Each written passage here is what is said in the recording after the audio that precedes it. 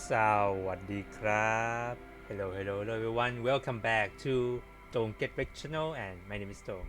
Welcome back everyone to Disco Elysium. So we can continue with our investigation on this game, and I hope you enjoy today Wednesday, and happy Wednesday everyone, and please enjoy my relaxing day of gaming. Thank you everyone. So since we're back, yesterday we finally get into the church and see what really happened in there, and it's quite kind of weird, really. But we gonna do some more investigating shit. Actually, let's see.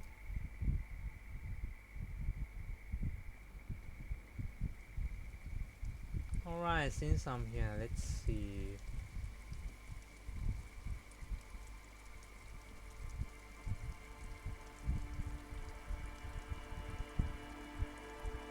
I thought he would be around here, but nope, he's not here.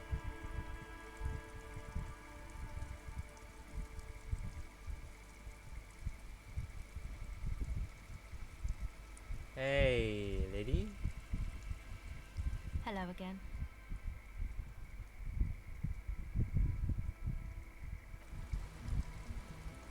Okay, let's talk to this kid first.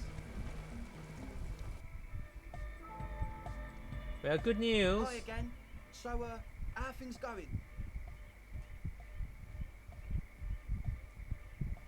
And? What happened? I talked to the crab man. Oh man! Who is he? What did you think? It's okay to be honest, really spiritual. Give me the art. Really spiritual, actually. Really? Huh. Interesting. What's he doing in the church? Just enjoy the physical abilities, activities, guy. Climb like a freak. No matter. Is he gonna be a problem? Yeah. Noid is right. Let's get back to the point. What are we gonna do about him? These guys will never catch him. You will never catch him. There's nothing to do.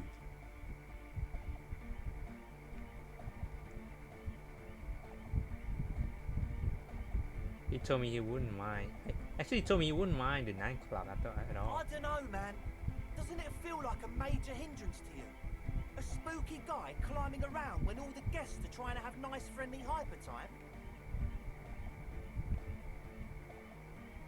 I don't think he really give a damn about you or anybody else. I guess it's not a massive problem, now that I think of it. Everyone is welcome to dance till the morning light! Yeah! Yeah! Maybe. I guess we'll figure something out. Okay, but what about the other spooker? The one in Grandma's clothes? Did you see her? I didn't see her, just some machines. But she's in there somewhere. Has to be. Have you tried investigating the machines? Anyway, do let us know if you see her. As always, we'll be right here, waiting patiently for the news. Yeah! Yeah! Call the Mama Dakwa. Okay, so what did I get? It's not only your eardrums that register sound anymore.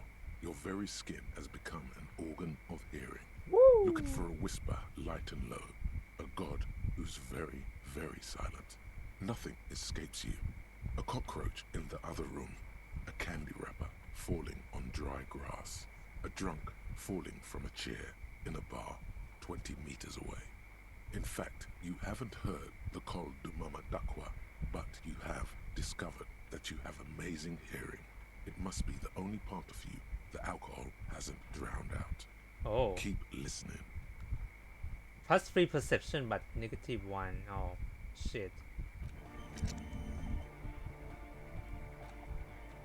Well,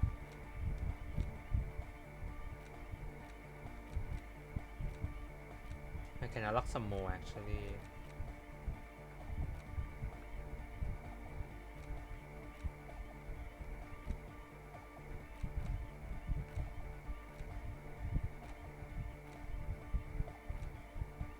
What's this? Suggestion. I might need this one later.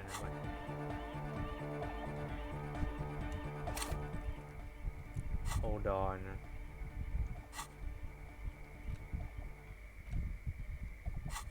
Oh no, that's not what I want. Okay, hold on. Speak to that. Solve the 8 puzzles. Help Crave starting. Talk to Spooker in church. I haven't talked to her yet. Refuse to talk about her friend.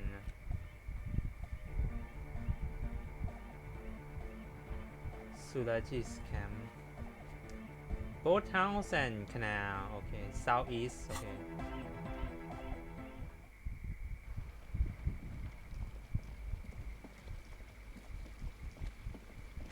You mean this canal? Where is it now?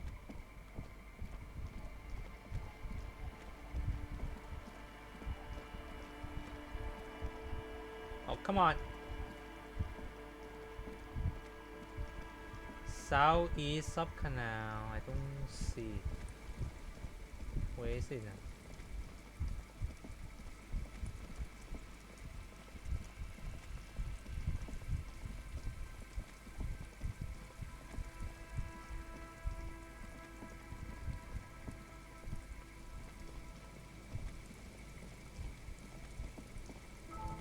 Let's come back to this one later on then.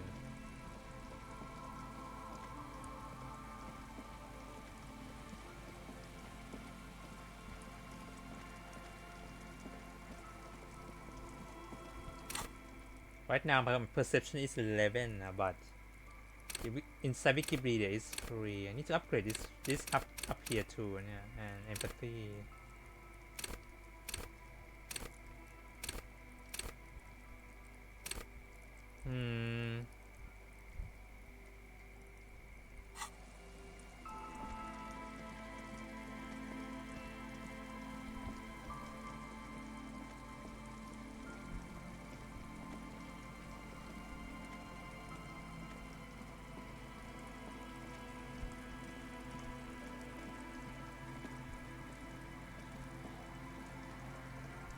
Boathouse. Oh, where's the...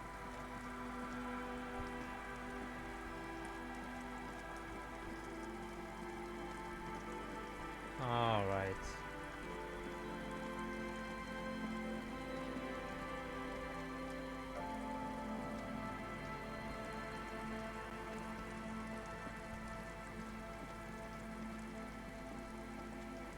Where is it? Where's the boathouse? Oh, there it is.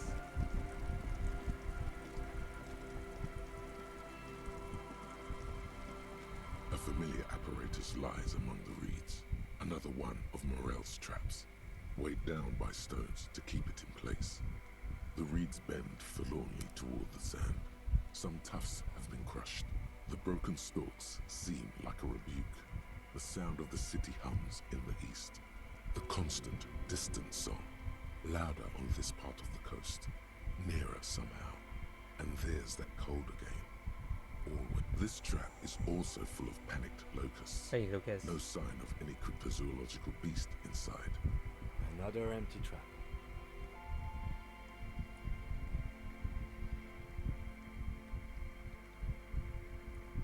Neither does the lieutenant. He just raises his collar. It's cold out, As always. Another one down. Hold on. West of Feet building. West of... Which one is the west building?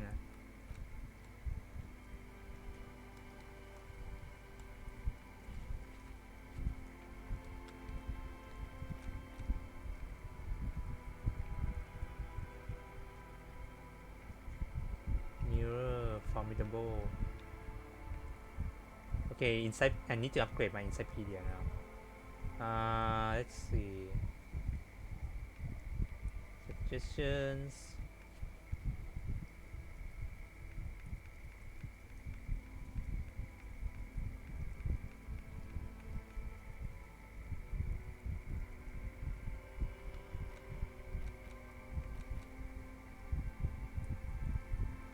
Which one is a feed building?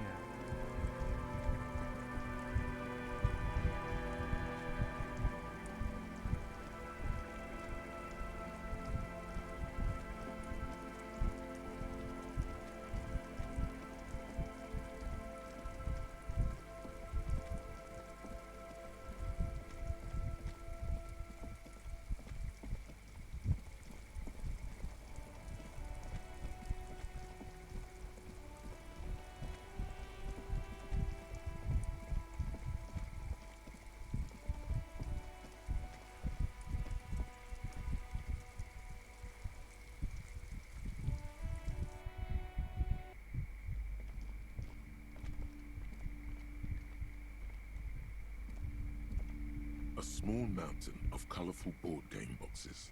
There are numerous types of games for all ages. A lot of shelf space seems to be taken up by Wirral-related merchandise. Let's buy this thing. If you say so, but you better stay away from those immoral occult rituals. Right.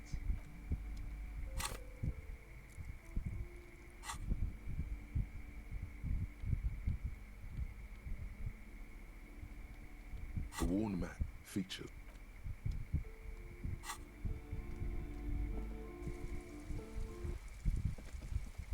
Boat house. Where's the boat house?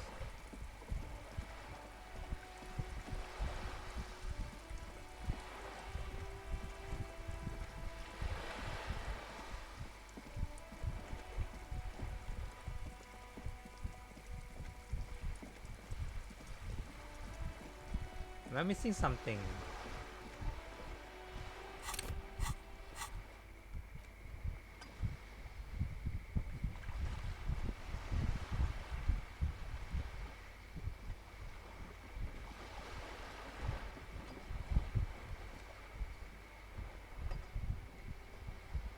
Where's Feet's building? Hold on.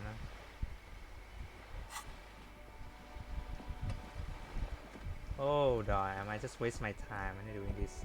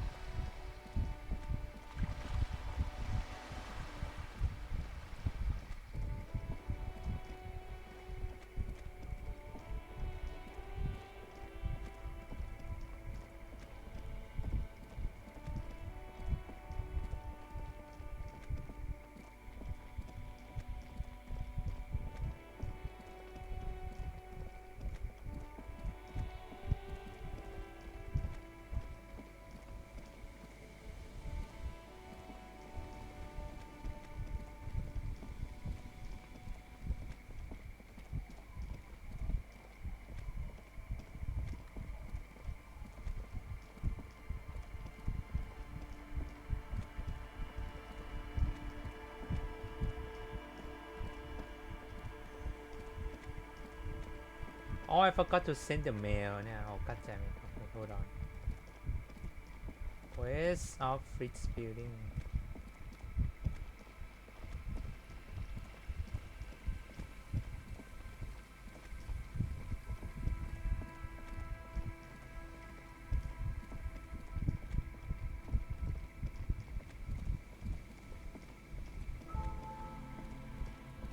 Oh, there he is. Okay. This trap's not too hard to spot, once you know what to look for. Keeping it hidden has not been a priority for the cryptozoologist. Behind you, the ruins of a residential building rise over the reeds, shielding them from the wind. The reeds rustle confidently. Nothing but locusts in this trap as well. Definitely no cryptozoological monstrosity. Empty as all of them. One more of these and we're done. Getting tired? No, I'm fine. I didn't mean to complain, it's just... Okay. Now last one up here. This is the last of the traps. The one Morel just set. Checking it over, he said, is just a technicality. The reeds by the abandoned campsite hiss and shake. It's good the cryptozoologists left. This isn't a very cozy place to stay night after night. The later it gets, the colder. Remnants of the camp can still be seen in the sand.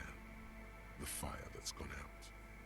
You feel strange somehow. The trap feels light and silent as you pick it up. Something is different here. Oh? No locusts. Oh. No phasmid either, but still. Look closer still. Well, the bait worked on something. This doesn't mean it was a reed monster, though. Unless you see one in there, I just see an empty trap. Okay. The netting is a little untidy, messier than the others. Like someone or something picked the trap up and shook it before dropping it back down on the ground.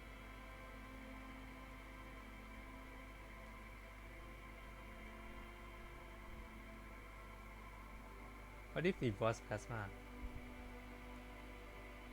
Right. Anyway, that's for the cryptozoologists to figure out now. We are not cryptozoologists. We are cops. Okay.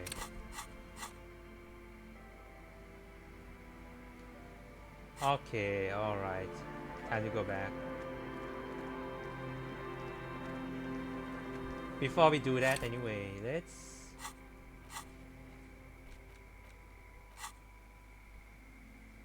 let's listen to. Let's read this one. Large letters on the front form a title. We're out. The colourful box is illustrated with bucolic vistas. The cover art also features odd-looking humanoids. Some short, some taller, some with pointy ears, others with ephemeral wings. Examine the box. Text underneath the title in smaller typeface reads, 3rd edition, Mega Setting Supplements Module. The side panel adds, a sword and sorcery adventure board game with new maps and miniatures. Shake the box. Mysterious things rattle inside. What could they be? Dice? Plastic miniatures? A fantastical alternate world full of magic and wonder? None of that witless man from Hyundai, fascist dross, hidden behind faux realistic allegory. Ural is no cliche-ridden apologia for colonial violence. Ural is pure imagination. Yes, the Wirral setting is known for its complicated system of political alignments. But if you're not into that, you can just hack your way through dungeons in search of loot. That's what most people do. Look at the back. A blurb on the back reads, tired of the tedium and toil of modern life? Escape to Wirral. Leave behind e-solas and nations with their petty squabbles. Discard electricity, magnets, and boring technological widgets. Succumb to a world of high pasternal fantastique. Unleash your imagination and create an adventure of endless possibilities. Discover the terrible secret threatening Wirral. Can your band of adventurers save the world? Yes. Exactly. That's the spirit. All you have to do is read an intricate rulebook, study an assortment of maps, unfold the illustrated game board, and start rolling dice. In no time, you could be romping through grasslands with low-level characters, hunted by Iskala riders, or battling unspeakable monsters in endless dungeons fraught with danger and despair, conjuring up forceful magics to aid your quest. Don't forget heated arguments escalating to physical confrontation with your friends. And most importantly, never forget to rage quit if the dice don't go your way. Yeah, that's what everybody is. You pry open the box. Inside you find a folded up map, a small booklet, a 24-sided die, 24-sided and die. a little plastic figurine. A reprint of a crude hand-drawn map. The top left corner reads, Lands of Wirral. The map features both small villages and mid-sized towns with odd names, in addition to meadows, forests, hills, lakes and seas, also with odd names. It doesn't seem to correspond with anything you've seen thus far. It's not a very helpful map. A quick guide to the magical races of Wirral.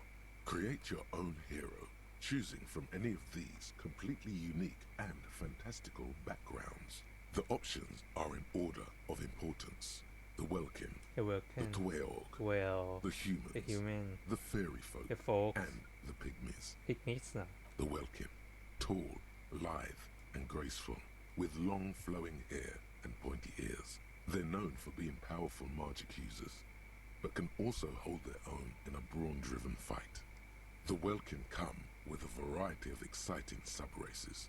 High Welkin, Forest Welkin, Lake Welkin, and Snow Welkin. But if you're not feeling experimental, a basic Welkin will always do. Read about it. A grand race of industrious mountain people. They're short, stout, and muscular, and enjoy digging for gold and other precious minerals. They're also well versed in the art of combat, where they prefer to use axes and hammers. The Dweorg also come in a few different sub-races. Sub-races. Hill Dweorg, Hill, Shield Shield, Dweorg, and dark to it all. Read about humans. They're just humans. What else is there to tell? They're average in all stats and jacks of all trades.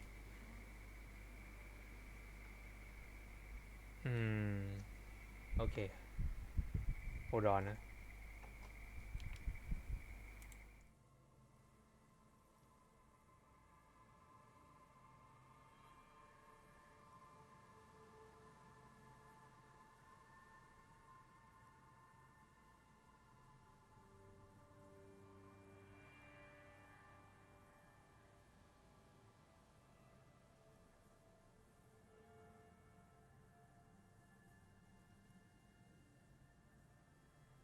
Okay, sorry about that. My mom's just getting here actually. A very small race of flying people, known for being mischievous, full of trickery. They often lure people into their magical traps. There are no sub-races for the theories. Read about The payment. least popular of the Wirral races, the Pygmies, are short, rotund, and dim-witted. Oh, Pygmies live in small villages made of shoddy wooden dwellings. They spend most of their days tilling the earth and smoking their pipes. There are no sub-races for the Pygmies. you're gonna die. It's made from some sort of wood and has been decorated with peculiar plant motifs.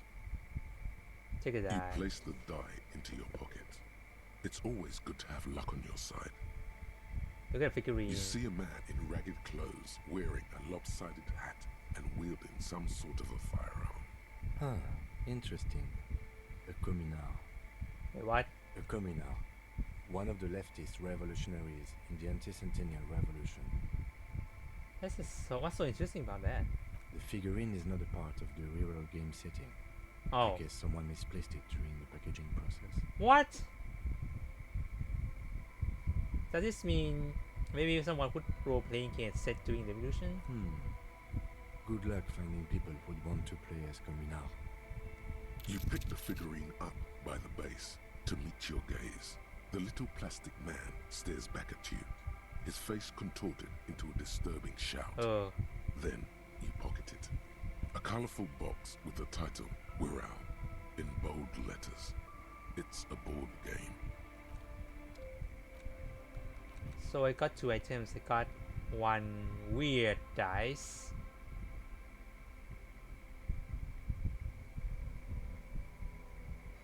Reminds you of playing a note. Look at the map tab. See which white has opened. White check. What?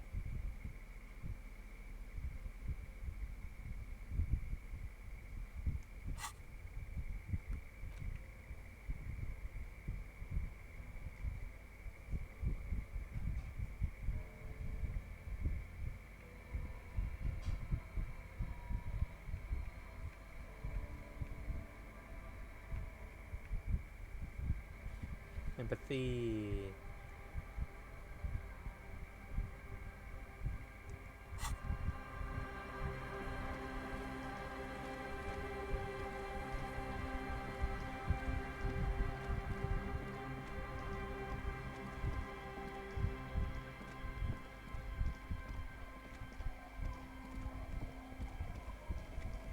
I don't want to do the carry corpse just yet. Nah.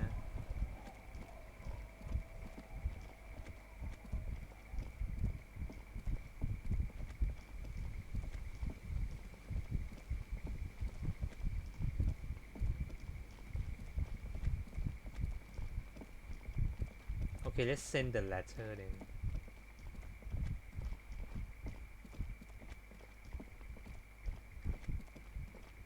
Can I have the money, sir? Everything's still cool here, officer. Still nothing. Okay.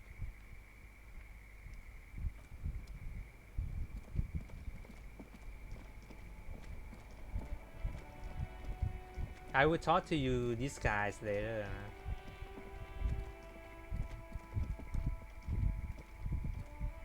The dented yellow mailbox greets you with its... But the documents inside the envelope still lack the required signatures. It's not going to be that easy. We need to dirty our hands with the signatures. I assume that's the goal here. Wait, what? I still cannot. Hold on.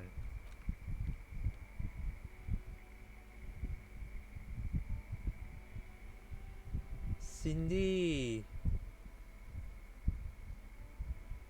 Other signature is require what? You take the legal documents out of the envelope. A 12 to 40 month construction period and the zoning plan in the addendum.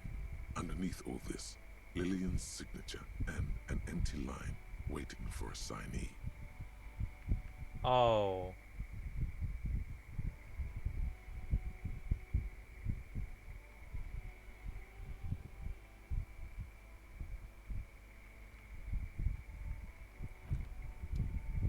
Fixate.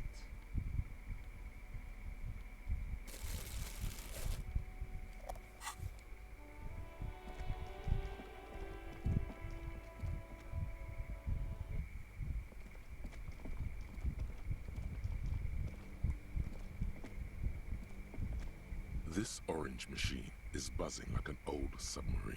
It has Hold on.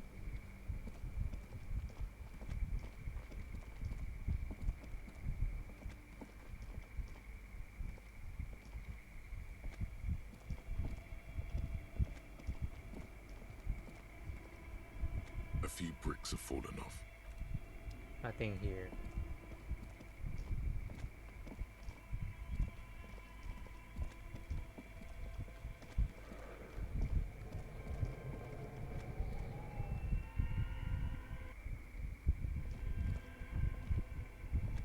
This old fireplace is covered in lines drawn in blue and red. The whole thing resembles Cadran mosaic tiles. Very percent history classes, radio frequencies, it seems. UKV 123.6, unclear. It looks like a cardiovascular system split into veins and capillaries. You think so? The web is comprised of radio stations, all lead back to one red heart, titled the Game Master Frequency. Famous. A note says, this one can listen in on looks like a surveillance. They must have had massive airwidth. These things don't come cheap. Whoever decides a list of names, there's no way a little basement studio working here could pull anything like this off. My God. It's as if the less money they had, the more ambitious their project became. Exactly. This schedule, I know doom when I see it. The company was running out of funding. Nothing. It's just... Your flashlight slides. Some of the writing has faded with age. These lithe, pointy-eared creatures appear translucent Welkins. With all this looks like an enormous improvement on the classic Weir-Outs. You should adopt one of those Welkins as your persona. One of the Welkins towering among the... It's Vara Hamira, a high Welkin, the Haldor, the Twarg, the humans, and even... An inordinate amount of time has gone into drawing these little Welkin creatures. Just look at those details. The photo collage, the entire you see primitive, albeit dark and cold. A pinned postcard reads, this is a monthly calendar from the... It looks a bit like an academic calendar. Oh, your eyes glide over. The handwriting is only... The full text reads, Okay, let's ask. Oh. Where are the clothes it used to display? What? Which clothes? Which clothes are they talking about now?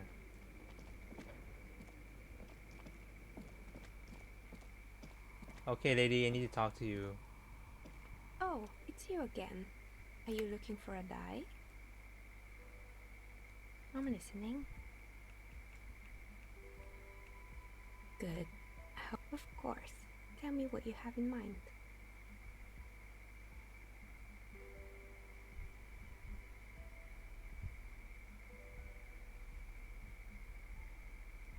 Look for something here with my work. No need to rush. Take a look around. Other signature. What's other signature that they want me?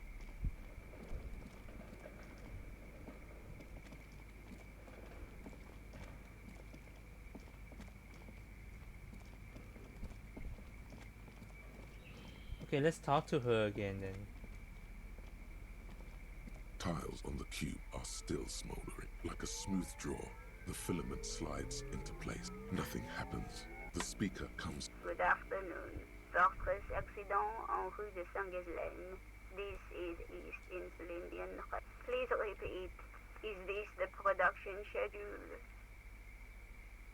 Good. Please repeat the password. I am contractually obliged to protect the privacy of the filament holder. I'm afraid we are not doing that. Unless we want to. Now, can you please received? Don't worry. Fortress accident. Is there anything else? Thank you. Tiles on the cube are still smoldering. The filament slides out of its glowing nest. Okay, you know what? I can't do anything about here right now.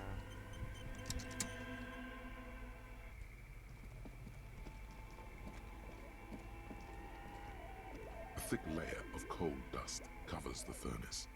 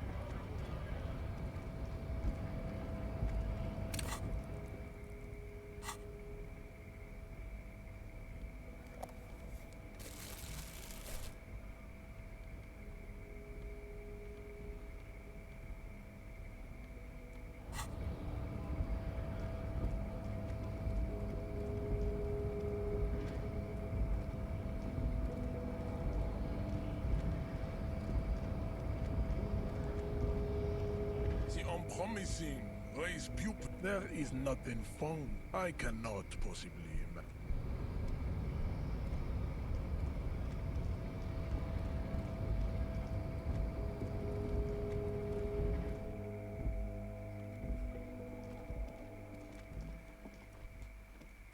The already familiar cold touch of plastic welcomes you as you pick up the handset.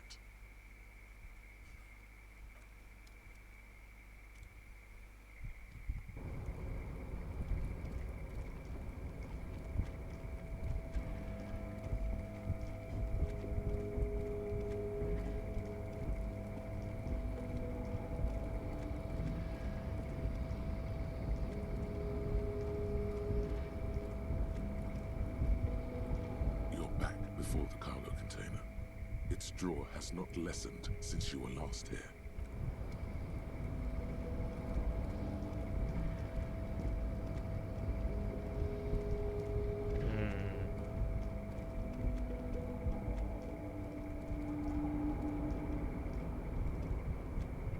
Oh, hey, mister. I'm not gonna bother you with a lot. Okay, I know.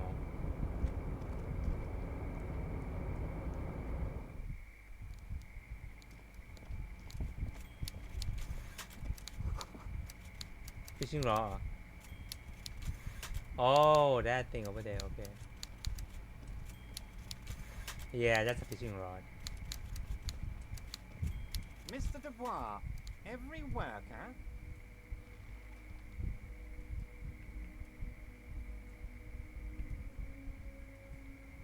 Oh shit. That's right, Mr. Dubois. Oh, thank God. I see the socialist democratic fervor now burns in your heart too. How can I help you today? I turned it off. Turn what off? Ah, yes. Your side investigation. Thank you. You've got some spirit clearing up phony drug accusations alongside this murder. I'll talk to the mayor and see if I can get you the key to the city, Harry. Now let's talk real business. He refuses to discuss it further. It's probably just a small nuisance to him. What?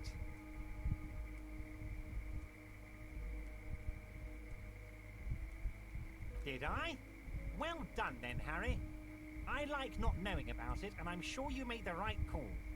I spend the whole day delegating tasks, and it's a great relief to see people taking initiative. I don't even want to know what all of that means. Brew, shady, alcohol, turned off. I'm gonna let the world surprise me. Hold on. You take the legal documents out of the envelope, a 12 to 40 month construction period, and the zoning plan in the addendum.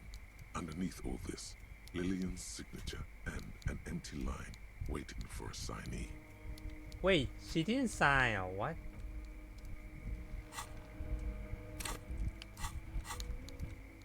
Can I go to...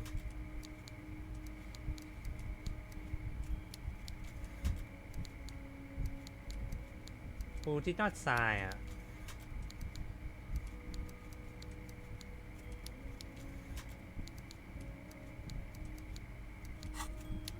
I'm missing something.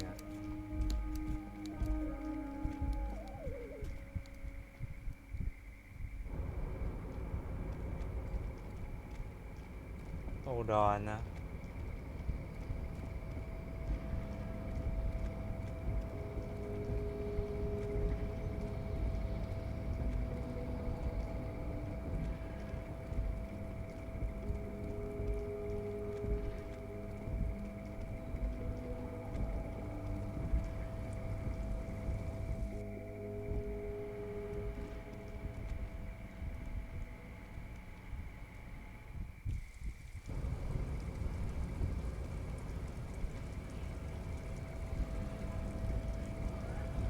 Hola, Wandering Man. How can I help?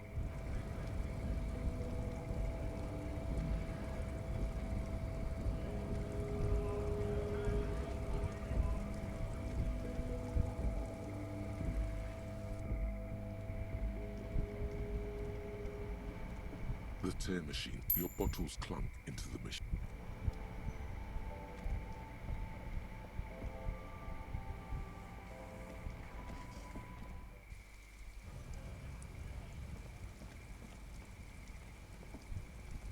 Hello, compatriote. You have... Who did not sign? Hold on.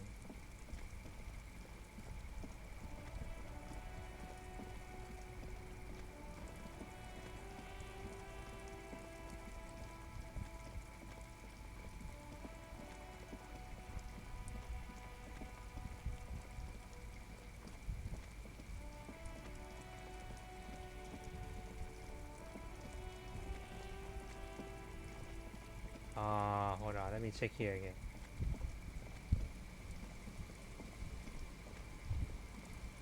Nothing in here.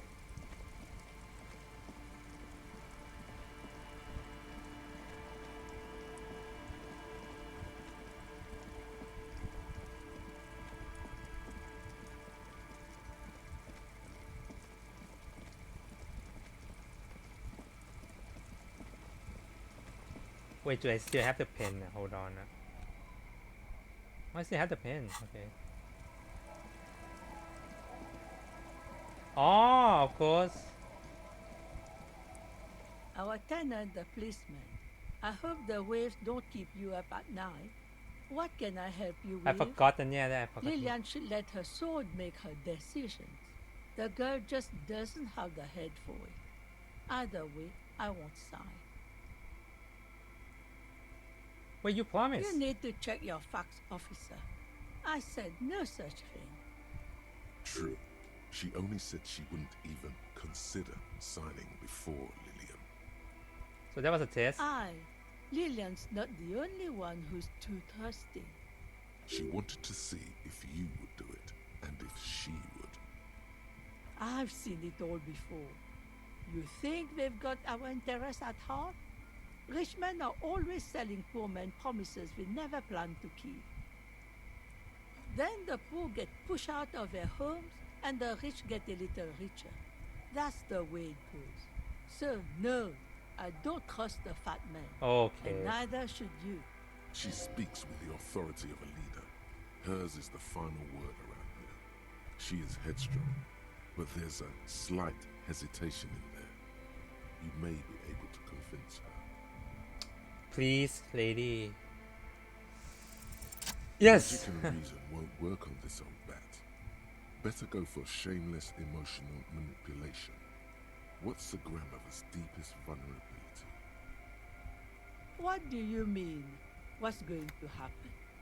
We are gonna grow up, of course. I raised my own kids in this village and they are doing fine for themselves. No, they are good kids. I brought them up the right way. Are they here? And they. No, they moved to Faubourg for work. And what do you think they're going to do when they grow up? Well, I imagine they'll grow up and leave too. You've got her. Now just reel her in. And then what? Then, You have her. Now twist the knife. Wait. Let her come to it herself. I don't believe the Fat Man's Youth Center is going to change anything. But what other choice do we have? Yes. It's not like the coalition government is coming to save us. Yes. I won't be around much longer anyway. Not with the dampness in my bones. If they want to take a chance, who am I to stop them? Did you say something?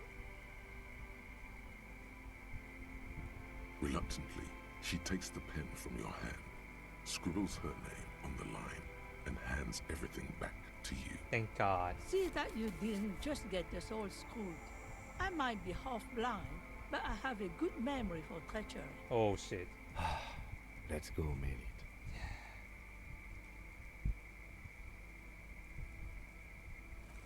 Let's just hope she's not gonna be pissed now.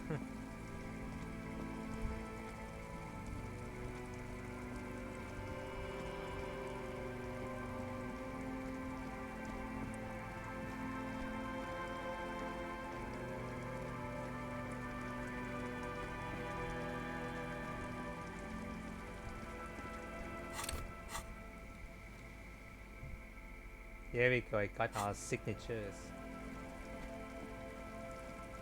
Woo!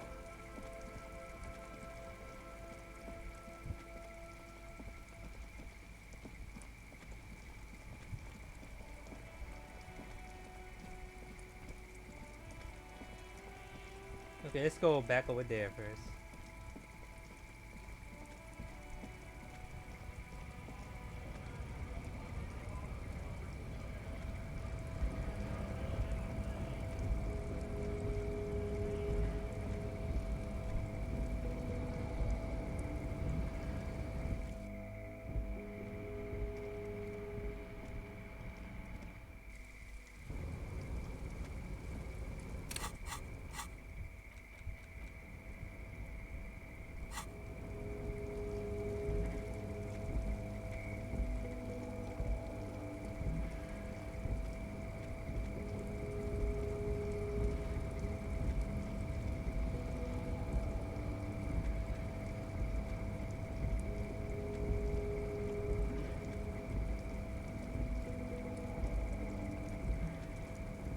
Okay, let's go and get in there.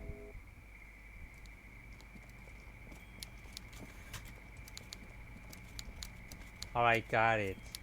Mr. Dubois, I hear the meeting with Titus was a glowing success. That's such a relief. Titus can be a handful sometimes. Now, what can Everard Clare do for you today? Oh, I forgot to... Ah! I forgot to send the mail. God damn it. Damn it.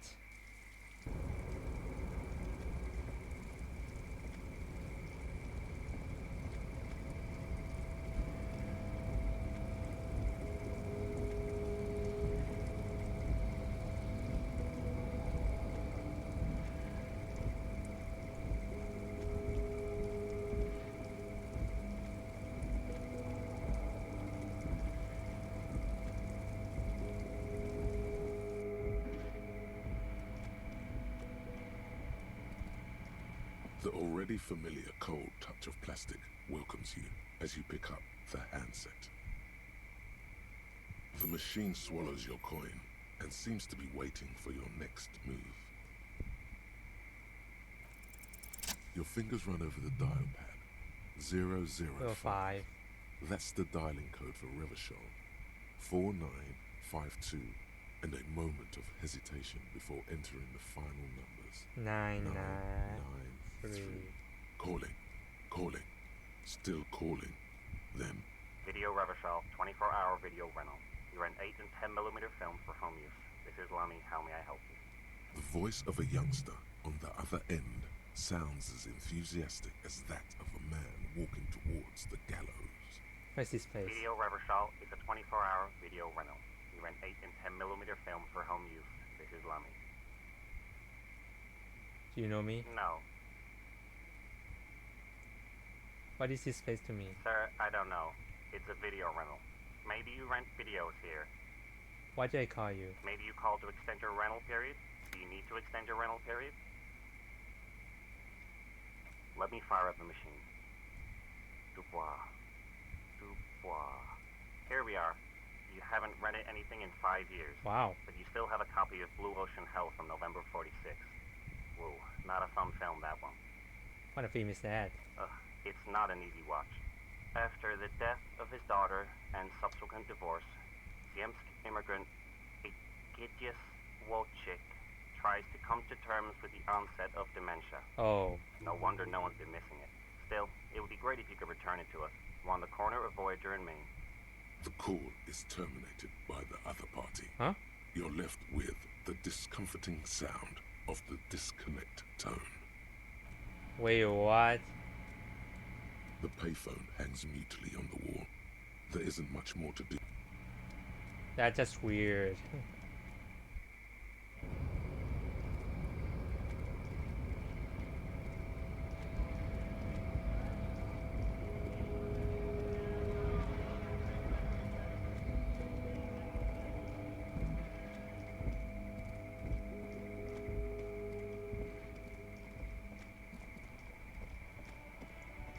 Alright, send the letter. The dented yellow mailbox greets you with its graffito and bullet holes in the front. Other than kicking? Thanks, Kim. You drop the white envelope in the... About a week's worth of mail as collected in there. They'll empty this very soon. Let's go back to Everard. This better be worth it after what we did. Yeah, let's just hope it.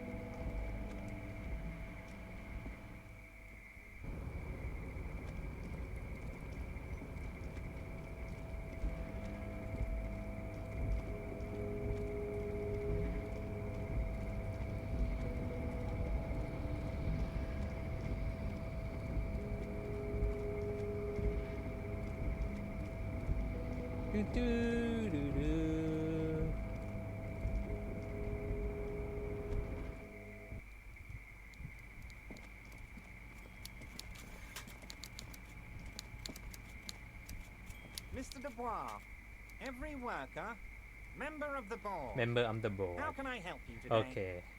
It's done. The Golden Boy returns once more. Wonderful. Simply wonderful, Harry. Of course. I already knew this.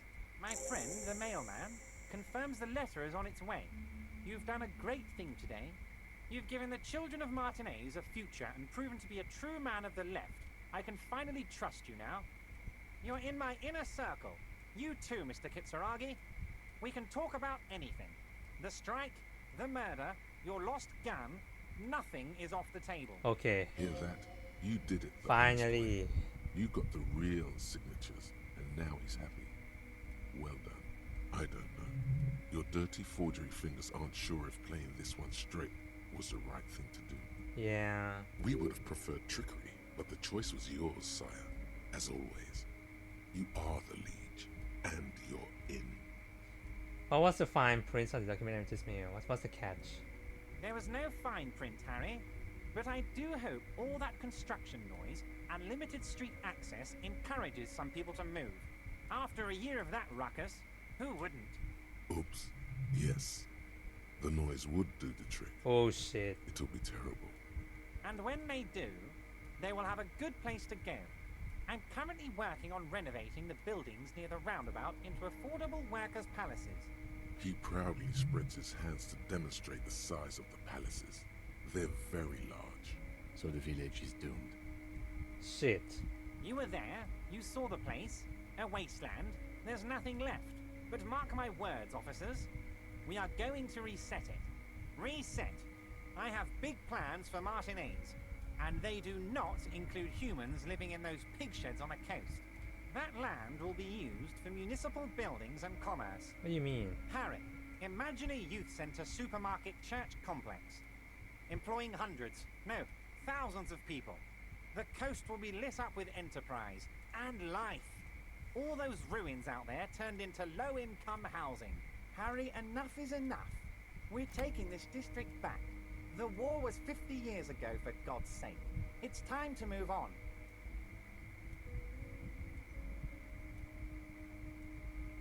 You really have... I accept your salute, Harry. All of it is true. I've got the centre, I've got room for a retail complex, and in 4 years I'll get the church too. The wheels are turning, Harry. The wheels of progress. This post-war limbo, I won't stand for it. There are kids practically playing with their own feces out there. It cannot go on. The pain is true. He's seen kids do worse than that. Oh my god. And then there will be a giant statue of him towering above it all. I knew you were up to something. Damn right I'm up to something, Harry. I'm gonna make the working man as rich as Joyce Messier. That's my job. Just like yours is to keep the peace. A true flash of anger in him as he thinks of her. Alright. Can I get my gun now? Harry, I've got to be honest with you. Your gun was found 2 days ago. Withholding this information weighed heavily on me. But it had to be done. God damn it. Where is it? An old woman has it, and let me tell you, Harry, word on the street is she's a character. So watch out. Oh, is that old woman, that lady? Oh, god damn it. This must be the woman who bought the gun from Roy. The one he described as terrifying. Yes, the same one. I see you've done your research. The pawn shop made the gun easy to track. Crazy stuff, Harry. Selling your gun like that? Wild. Anyway... Union Boy's gonna help you fix it. He winks at you. Don't worry, Harry. Great. The neighbours of this old woman contacted my men because they trust me and the Debarders Union. Apparently, she was waving it around at the entrance to her building. What? Waving the gun around doesn't sound good. None of this does. She was waving? As I said, she's a character. I didn't have time for details. It sounds like she's unstable, but don't worry. No one got hurt. Who is this? Unfortunately, I don't know anymore. Oh, come on. You're gonna have to go in blind, Harry. But she's an old lady. How dangerous can she possibly be? Oh, and she calls herself the Pigs. The Pigs. There it is again. The Pigs. Like Roy said, not good at all. I, for one, find it refreshing. Finally, someone calls themselves a pig. I already have. Tonight, starting 10 o'clock, near the old fish market on the coast. The one on the boardwalk, a little past the fishing village. Be careful, Harry. I would never set you up for anything dangerous, but you did ask for this. Now, back to the fun stuff. She will be there from 2200 hours till 0200 hours. Great. More fun stuff. Seems like we already have fun stuff to do. Yeah. Did you order the hangman kill? I did not, Harry. Although I am very, very glad he's dead. What do you gain from him being dead then? Why, a war, of course. And what do you have to gain from a war? Victory, Mr. Kitsuragi. I have victory to gain. We are going to start a war with the Wild Pines group and win before they even realize there is a war. Have you ever heard what two giant Harry, we outnumber them 1,500 to 1. Wow. And that's just Martinez. With all the unions in Revachol, and with public opinion on our side, we can hold off 2 men, or 15 men, or even 50 men. The more they send, the worse it's going to look for them. They made a huge mistake hiring those guys. No one likes foreign mercenaries. The leftists hate them, the fascists hate them, even the moralists think they're in bad taste. How is this connected to the strike? Harry, there is no strike, only war. Class war. Or, in business terms, a dawn raid. Or wait, is that when you still pay them something? Because we won't do that. We're not going to give nothing. We're going to take Terminal B away from them. The roads, the gates, the containers, that big crane, even the damn coffee maker. Wow. We're going to take all of it for the people, and fuck Wild Pines. Oh. The word fuck rings like a gunshot from his mouth. He doesn't swear often. So that's why you haven't let Joyce in? Yes. It's also why I let that midget Gaumont go. He's too nice. I can't put him through this. Plus, he knows how to get in here. That woman can't tell her tits from her arsehole. She has no chance. Tits from her arsehole. It's a local saying. Oh. Actually, no, it's not. Why are you telling me your plans? Because we're friends, Harry. Besides, it doesn't matter now. You can go tell her if you want. It won't change the course of events. We have a significant head start. It's already happening. Great. How many of you guys are in there in the union? 2,372. Plus yours truly, of course. 2,373 is a sizable contingent for a labor organization in Revachol. And they're all well motivated. At least the ones you've seen. Yeah, the one I see, they're really motivated. How are you gonna front your new independent harbor then? Oh, you mean what sort of goods are going to be flowing through? How am I going to replace all the contacts we'll lose once the poo-poo hits the fan? The clients will ditch us. Harry, we've thought of everything. Everything? We've been running back channel negotiations with all the major clients. I think the company will be unpleasantly surprised to see how many of them stay loyal to Martinez and to the new competitive contracts we can offer. With renewed zeal sparked by communal ownership, the men will be shipping those containers double time. You'll be surprised to see how fast things go without parasites latching on. We'll have our hands free to pursue bold, exotic new revenue streams. That's drugs. Oh. Drug trafficking. Drug trafficking? Don't be stupid, Mr. Kitsuragi. There are perfectly legal, 100% ethical chemical factories on the Summer and Isola. You don't need to be colonialist about it. All they do is produce components to keep the pharmaceutical industry running. That's people's health we're talking about. Old grannies, little babes, people with disabilities. God, that sounds shady. The company thinks transporting these chemicals in bulk looks bad, has bad optics, may be illegal in some countries. The Debarders Union, however, we're all about the large volume column. We're gonna transport the living daylights out of those materials, Harry. So your sick kid can get his benefit, and your wacky uncle doesn't have to come off risperidone. And the kids on the street can get speed and pyrrolidone. I'm an old-fashioned guy, Mr. Kitsuragi. I sometimes grab a beer with the boys, but I have no idea about the things you just mentioned. But if I were to supply ingredients for some sort of rainbow party, I would make sure the Union took a fantastic share. And I'd keep that stuff far away from Martinez.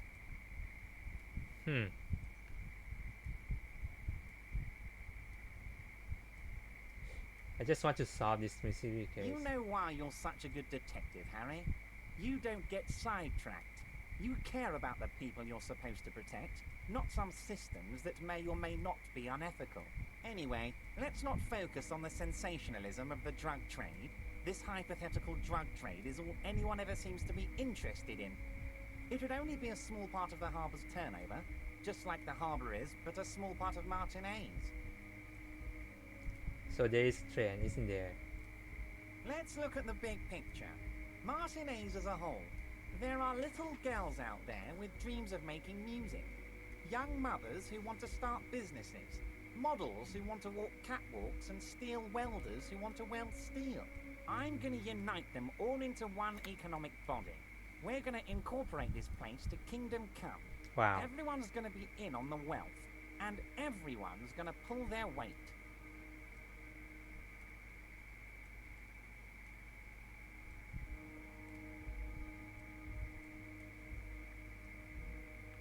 That's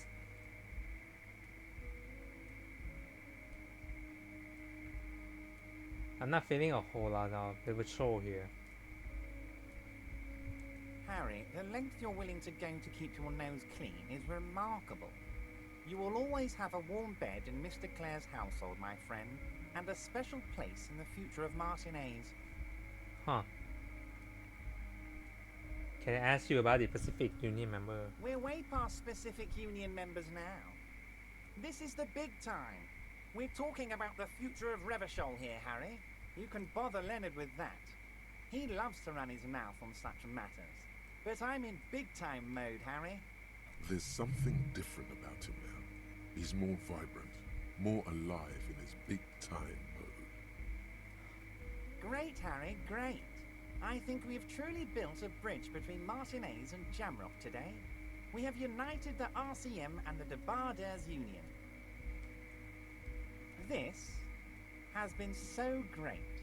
I'm sorry we don't have more fun things to do together, but if you ever feel like bouncing something off me, my door is always open. I'm always happy to educate and entertain you, my friend. Very nice, Harry.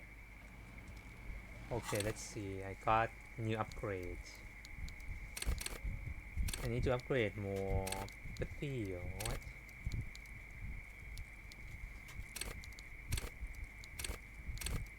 Composure, physical, or empathy?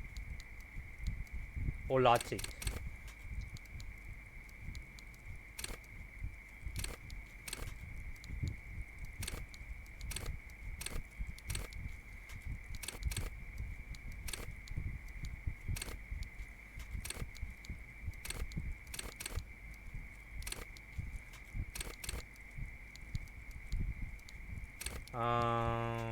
No.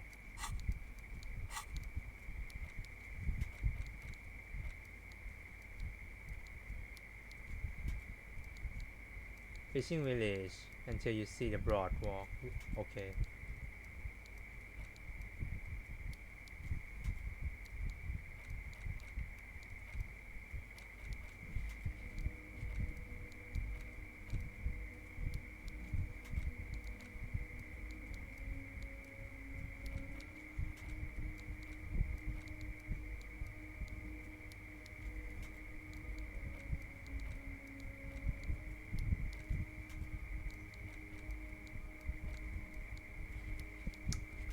Oh, great.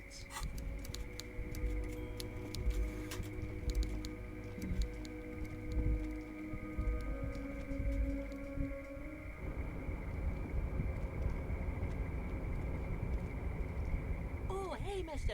I'm not gonna bother you with a long greeting. Just...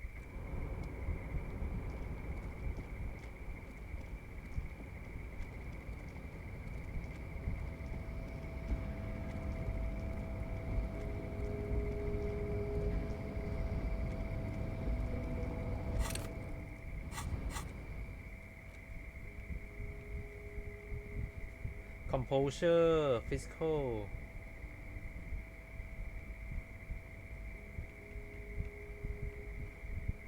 Possible.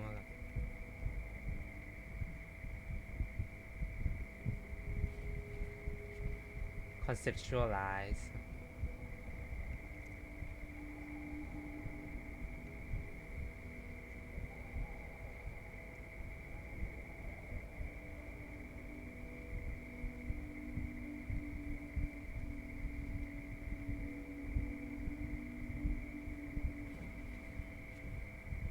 Electro, oh, hold on, electro.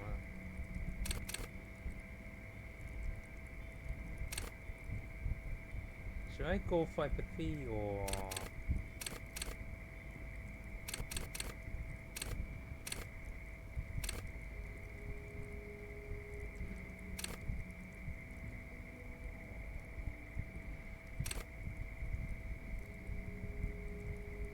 Hold on.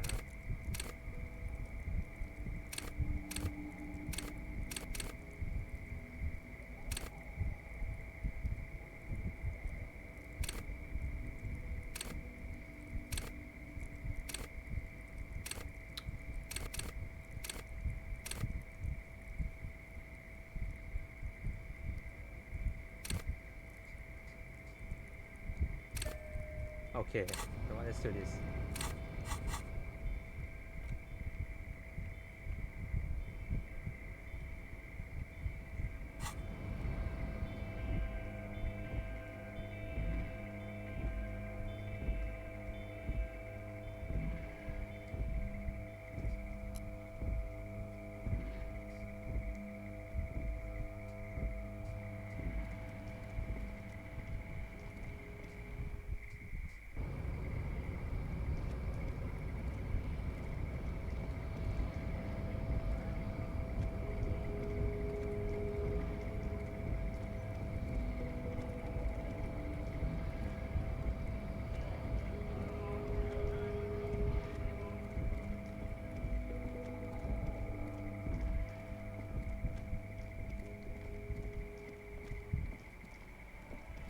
Let's talk to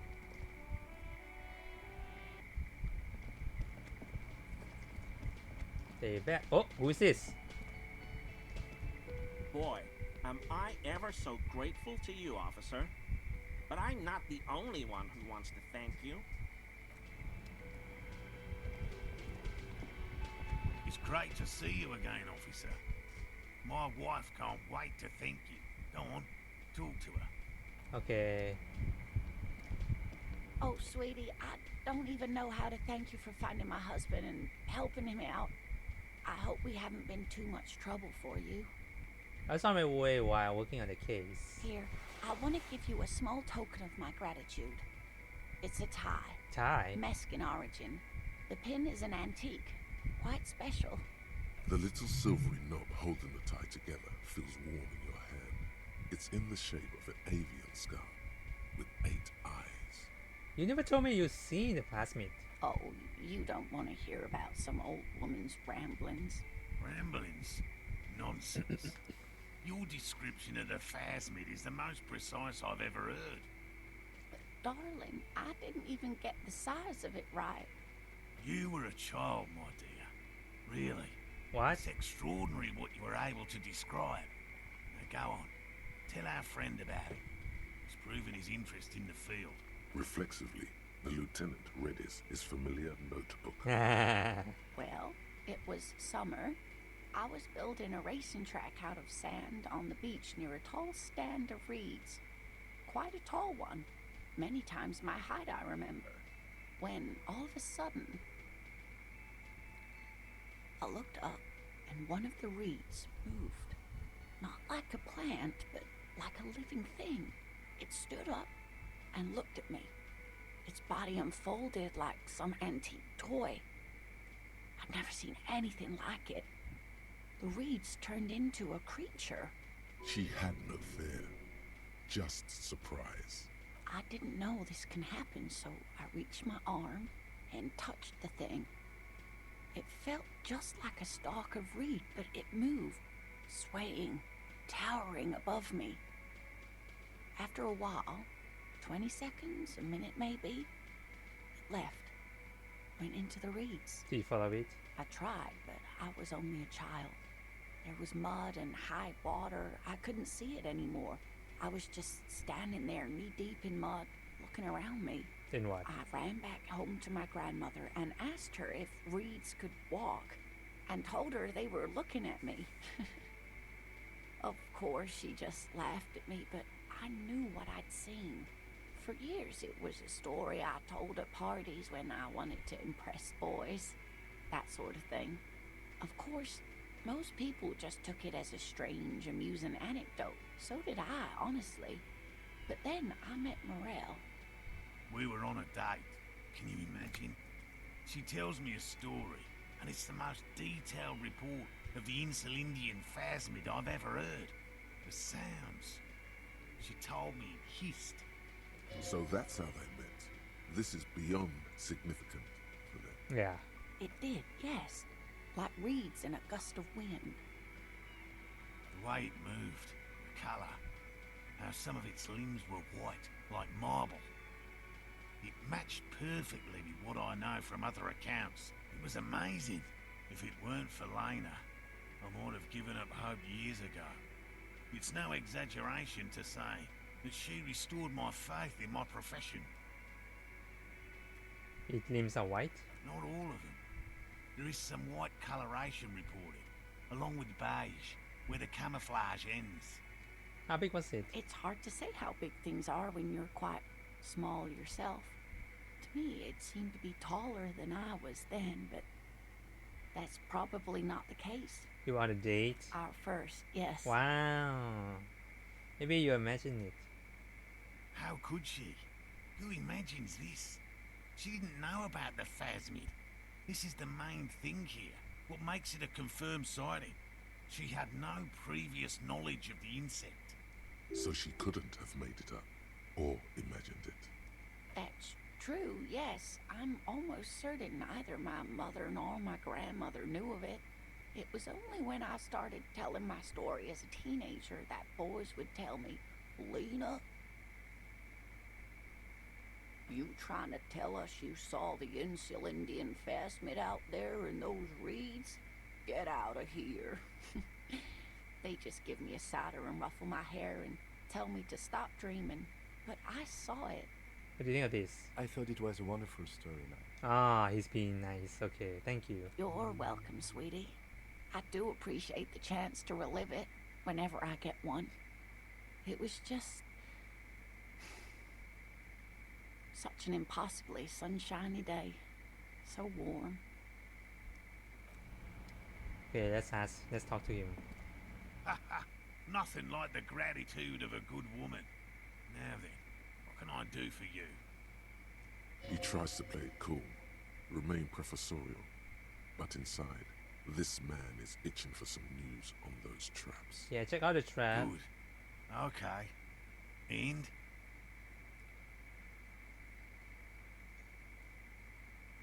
Completely empty? Yeah. No locusts? No phasmid either? That's not ideal, but... The empty trap was the one you at your campsite. Maybe this factored into it somehow. I definitely left that one stocked. Right from the campsite?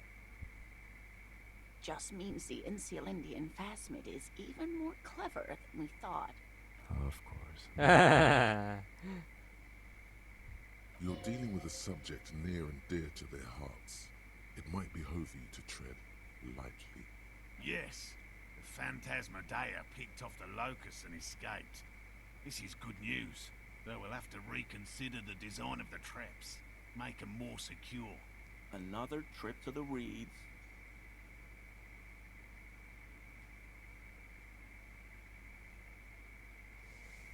I don't know, I'm not persuaded. Why don't you try convincing Morel his hypothesis is invalid? Hey, I'm not a professional. Thank you for the vote of no confidence, Gary. An officer. I appreciate your concern, but please leave this to the experts. Unless you have an alternative hypothesis you'd like to venture. You're jabbing at the soft underbelly of his psyche. He realizes he's gotten defensive. Oh no. Actually, no. Excuse me for getting emotional. This is a big deal for us. You've helped us twice now, and brought some great news too. My gratitude, and the gratitude of the Société Cryptozoologique de Ravachol, is yours. Heartfelt gratitude. But does it feel like closure? What really happened? Some kind of foul play might be afoot. Theft? Thank you, it's an honor. We should probably return to our main investigation here. This has been refreshing, but... No. Consider the way the empty trap was disturbed, as though shaken. Most likely the hands of a young person. Hands small enough to fit inside the trap, too. You should ask the red-headed boy, Kuno. I think the little hooligan called Kuno may have stolen the quiz. A little hooligan? But what would a child want with bags? Oh, my dear Morel. You've been an old man for too long. Kids love to torment insects almost as much as they love to torment old folks. Let me talk to him. Delinquents. My favorite. Yeah, Kim, I know how you feel, but just be patient with me. Oh, you've been such a dear to us. Please, let us know whatever you turn up. I have a feeling we're getting so close. Well, I see you've got all the help you need. I'll see you tonight at my place. Let's play suzerainty, but no more field trips for me. After this is your last chance to talk to Gary. Huh? Really? Really, Gary? We're getting somewhere here. I'd love to play suzerainty, but... Lena, I'm sorry, but you're not getting anywhere. It was some kids. I know the little mutants around here. Leave anything out in the open and they'll steal it, even if it's bugs. Morel, it's been fun, really, but I need a bath and I have deliveries to handle. When this tea is done, I gotta run. No need to apologise, Geary. You'd be more than helpful. We'll have to take a rain check on that game of suzerainty today, though. We're gonna follow this through. He keeps the language unemotional, but it's in there. Disappointment. Oh. The first man to break formation is always a blow to leadership. This is bigger than he lets on. Hell no. I had no idea. And I'm still cross with him, to be honest. It's not like him. He's got his quirks, but dishonesty, disloyalty are not one of them. I don't know what got into him, officer. Thank you for letting him off easy. He won't forget it. We'll make sure he won't. Okay, let's talk to Gary again. Always a pleasure to see an officer of the law. I mean, officers. Alright, goodbye, Gary. I think we're done here with you. I let you off the hook this time. Let's talk to the lady of the hour. The door is closed. Who is it? Tired. Controlled. Control. This is the police. Can we come in? Come on up. The door is open. I'm drying my hair. Okay. Sounds like it's coming from upstairs somewhere. You could snoop around before going up. Let's see. Interesting. Oh.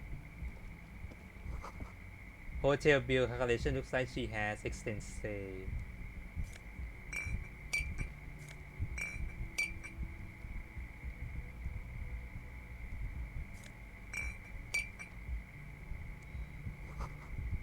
Pile up dirty clothes, a woman's. Okay, she really close. What about bathroom? Let me see. Interesting. You saw the yard below. The corpse is no longer dead. Huh? Oh, the yard. This medicine cabinet is full of wares. Sheets of pills, haphazardly stacked, one on top of the other. There's also a toothbrush somewhere in there. Look at the toothbrush. It's been used quite a lot. A lot, okay. But not for scrubbing blood off towels, or anything else interesting, it seems. Okay. It's clean of chemical odors too. Just some dried toothpaste on the handle. Okay. So she off the hood on that. And what about medicine? Pharmaceuticals line the shelves. Sheet upon sheet of pill bottle next to pill bottle. Acetylic acid, APAP, eye drops, blood thinners. There's quite a collection here. Anything of note? Such a bottle. Pill bottles rattle like bones as you search the cabinet. Paracetamol, histopyridol, something in a foreign language you can't read. Behind them, an unusually shaped nasal spray. Its label reads, Nacra. What's Nacra? An opioid receptor antagonist. It's used for diamorphine overdoses. Oh. So she used drugs. Okay. Pill sheets. Among some foreign, probably Messinian or Gotvaldian, marked red blister packs you find. What do you find? This is going to take a little know-how. Hold on. Let me save first.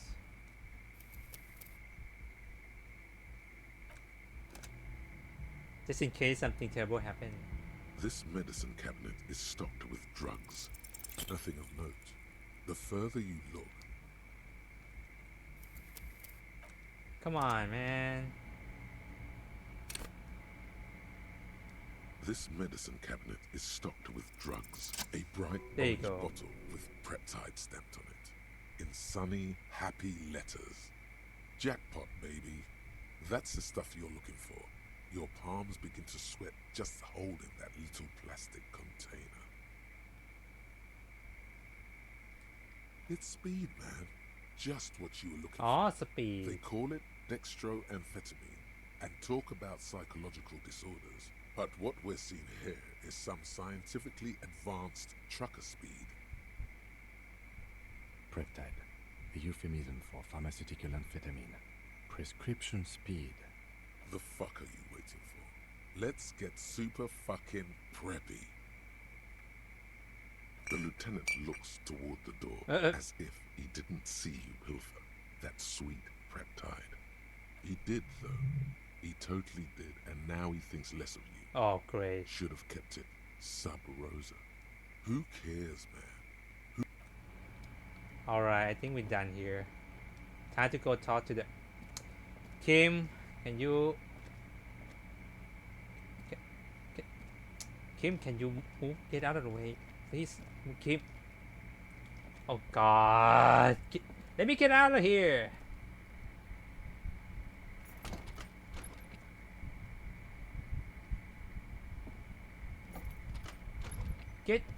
Get me. What the hell, Kim? Come on. Get me out. Oh, there we go. Oh.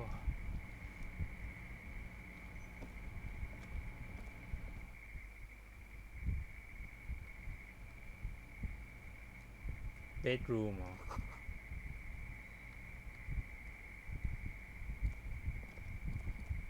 This window is pristine on the inside, unlike the one next to it. Light from the desk lamp reflects off the glass in an untarnished golden halo. Smooth as ice, there are spots of mud and rain on the outside, even smudges. But the surface of the window is clear from the inside. No chips, no hairline fractures. Following your lead, the lieutenant leans in closer to inspect the surface. Looks like it, yes. So this window has been changed. Okay.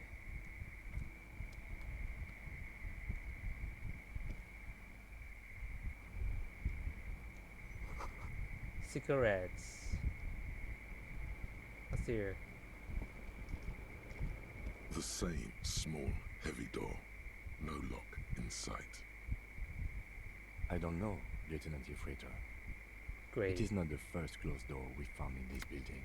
There is also your mysterious blue kitchen door. Yeah. I don't know. The further we get, the more this building seems to be tied to the case. The vigilantes, the cadaver, and a number of people connected to the case are in or around this building. This door is part of it. It's not unimportant. I hate it when that happens. Huh. Push. It's barred from the inside. You hear the bar rattle in the brackets. Sounds like it's heavy, too. Very sturdy.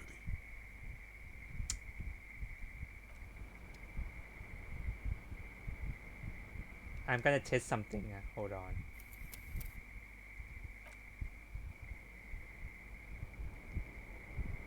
The same small, heavy door. No lock in sight. Whoops, I hurt myself. Oh, damn it. You kick it, gung-ho style, entering the... Hold on. Let me do a little bit cheats.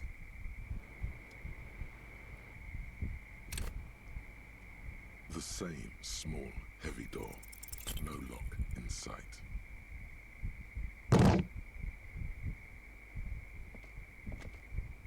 You kick it, gung-ho style, entering the premises style.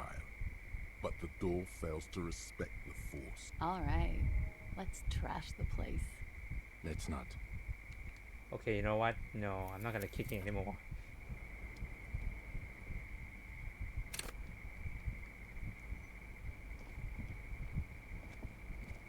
Cold coffee, okay.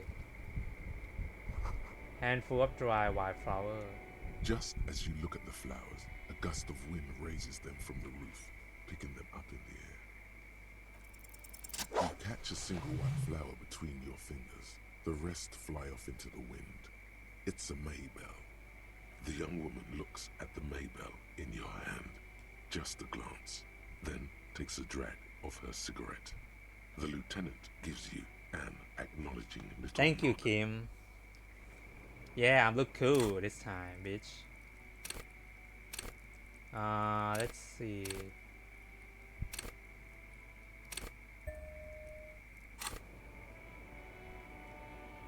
What happened if The I... same small, heavy door. No lock in sight. At least 5 นั่นเหรอโห okay. Welcome to the roof. Okay, let's be careful. Her hair is still slick from the shower. Below her silvery jumpsuit, an athletic young body, built long and lean. I'm sorry for the mess down there. The cleaning lady hasn't come by in days. I'm beginning to wonder if she ever will. Nice way you got here. It's much nicer now. Where the dead body used to hang, clearly visible from the roof, but no longer. Thank you for that, officers. Truly. You mentioned cleaning. I think I need one. Oh yes, legends of room number 1 have made their way around the building. They say a portal to hell has opened in there.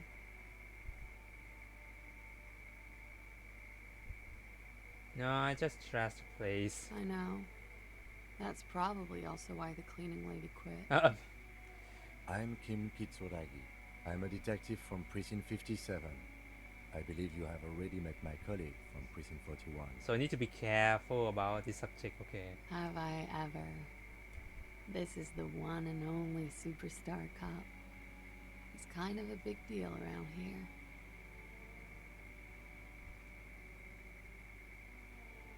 This is part of the thing I told you about. Yes, I understood that, officer. Thank you. Miss, we are investigating the murder of the man down there. The people who put him there have asked us to talk to you. Huh. I see. Be careful. Ask something else first. When you go there, use words like, I hear you have been through something difficult. No need to dilly-dally. She's tough. What?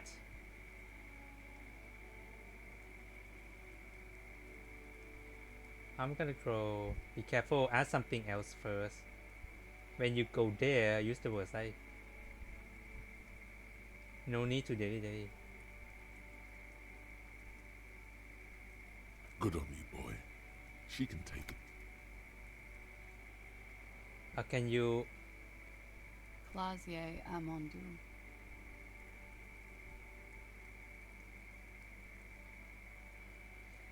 Where are you from? Vredefort, Republic of Oranje. What is around here? A bad memory, officer. Okay. It's the past. People can't go back to the past. Thankfully, it's implied. Can you tell me how old are you? I'm 28. What do you do, miss? What is your specialization? Something stupid. What's that? Oranese lit. What? Oranese literature. It's what I studied at the university. So what is it about then? Fear of failure, fear of death, how it sucks to be Oranese. All national literatures are... Only the name of the nation changes. What do you do with it? Nothing. I do nothing with it. Cool. It's not very cool, but what can you do? Okay. Can we take a look at your passport? I'm afraid you can't, officer. Oh, great. Why is that? Why? Because it's buried in a sealed plastic bag at an undisclosed location on the coast, along with cash and airline tickets. Thank you for your candor. Why? They say so in your tourist brochure. Keep travel documents away from your person when west of the river. Pretty sure I have the legit right to demand you. Look, officers, I like this place, but I don't want to be stuck wandering the city like a ghost after being robbed of my travel documents. I don't want to become an indentured servant in a brothel on Boogie Street, and I don't want my relatives to pay the ransom. There are plenty of other reasons for hiding your documents from the law. That's not why you hid it though. It's also why I hid it. Why, yes.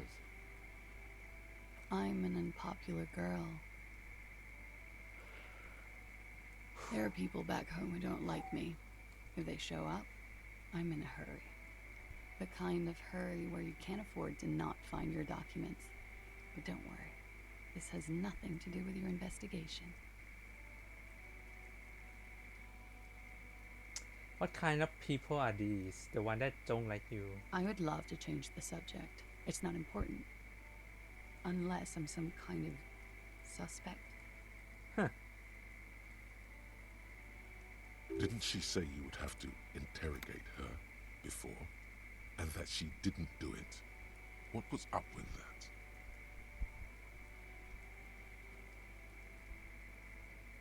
What did she ask again? I would love to change the subject. It's not important unless I kind of a suspect. I mean, you might be. No, I'm not. My colleague has an exploratory sense of humor. Don't hold it against him. How do I know you're towards your name? If I were to lie to you, I would come up with a more mainstream name than Clausia Mondu. It's a weird name. She seems to be telling the truth, sire. Okay. Okie dokie. If any of this made her nervous, it certainly doesn't show in her expression or her movements.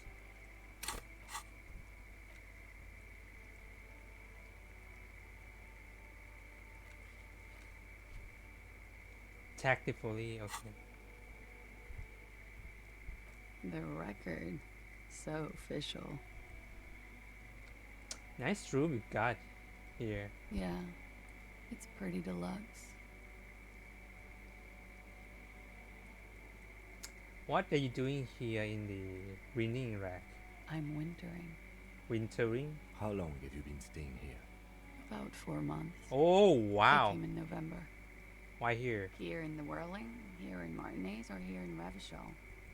Whirling? Because it's the funkiest building in Martinez. And because all the other buildings are bombed to hell. Okay. You have quite a collection of prescription drugs down there. Thank you. Oh. I've put a lot of time and effort into it. Technically, possession of narcotics is legal in Revachon, but you should still reprimand her. No, don't listen to the stiff. Be cool.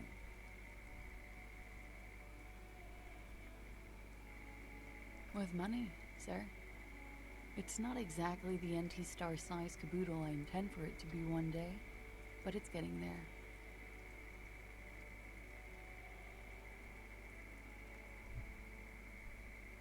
Oh, yes. One of my favorites. It cures many ailments. Like what? Like not being able to stay up for 36 hours, not being happy. It cures those ailments. It's just a merit speed molecule, basically. Took some person. Huh? Motherfucker took my Preptide? Looks like you owe me one, officer. I'm talking serious corruption here. This does not amount to actual corruption. I can easily log it under confiscation. Thanks, Kim. Robbed by common highwaymen. It's hard to tell if she means it in earnest or as a joke. Can you tell me about this door? I have no idea, officer. Okay. That window is new. It is. The lieutenant makes a note in his notebook. I had a question. Okay. Watching herself reflected in the bedroom window, tall and sparkling and draped in smoke. I noticed your room is close to mine. I have a personal question. Yes. You're just one room away. Very personal. Yeah. Good. Yes. This means she could have heard something. Like what you were doing before you blacked out. Were you in Sunday night? I need to know what I did before I lost my memory. You do not need to know that. What? What you need is to ask normal police questions. Like,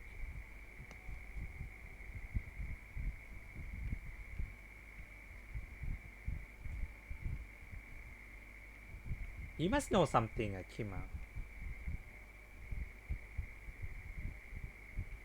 Hold on, Why not? I'll be here until 11 p.m.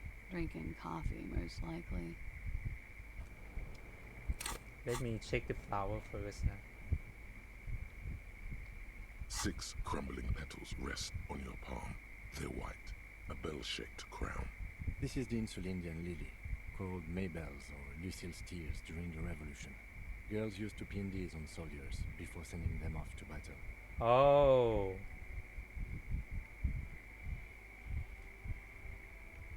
The revolutionaries, so the communards and the anarchists. White's their color, but the custom started in the suzerain's army, so it had meaning for the kingsmen too. It's about girls and boys more than sight. Girls sending off boys who are going to their deaths, then also dying themselves in the ruins from dysentery and consumption. It's a symbol of the Civil War. This flower blossom in early spring. Yes, but not this early. Not to my knowledge. Oh, It yeah. looks dried, preserved. Is it coincidence or it's being on the roof? Maybe. Maybe not. We'll see. It will. The petals feel dry and fragile in your hand.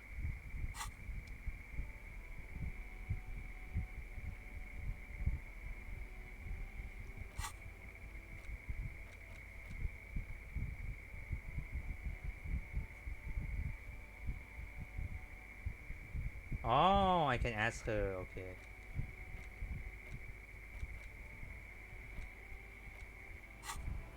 Okay, let's talk to her again. Officer, it's a fine day for questions. She looks at the dried petals in your palm, then lightly touches one with her fingernail. Chipped white polish covers the nail. It's long and sharp, like a mini dagger. The petal crumbles on contact. Pretty. Looks like a dried Maybell. Is that the one you caught? Sambo style? Sambo? A martial art, sir. Is that it? Samurai boxing, or sambo, graceful martial arts stuff. Sambo style implies stealth and cool. Yeah. Why was there a flower on the roof? I don't know, officer. Because of the wind? Or an admirer?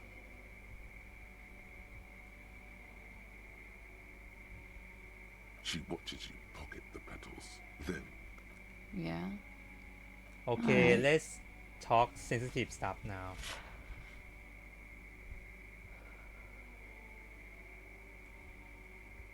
You know what? Hold on. Let me play in the middle field with you.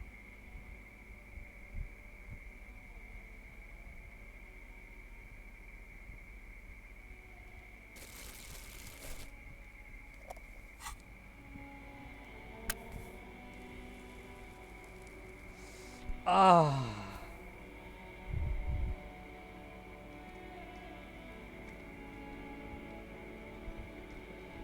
Officer, They tell us it's a you. fine day for questions.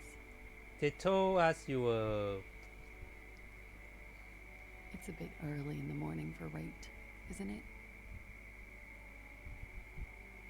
Actually, it's already afternoon. Is it? It is afternoon. Time flies, man. So you? Yeah. I'm gonna go with not raped. I don't want to say that shit about him. Okay. by him, she must mean the victim. Tell them it's not my style. They'll have to, you know, if they want to jazz up the charges, they'll have to get someone more, rapeable. Wow. By they, She means the Hardy Boys. Tell them it's not my star. They had to, you know, if they want to just have to charge. Are you saying that you were asked to tell us you were assaulted? Not explicitly, but I understood what they meant. It wouldn't hurt to spice things up a bit. Some assault and battery. Sexual assault, maybe.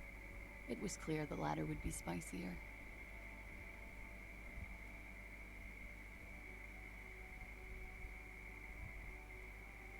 I'm 89% sure. Okay, 89%. Okay. So you're not sure. You know how it is. Okay, yeah, okay. Do you? Okay, half. I don't know. Actually, I don't. Maybe you don't. There are numerous cigarette burns on those silvery scales. Easy to see now that you're closer. In conclusion, officer, I'm gonna go with a mild to medium not raped here.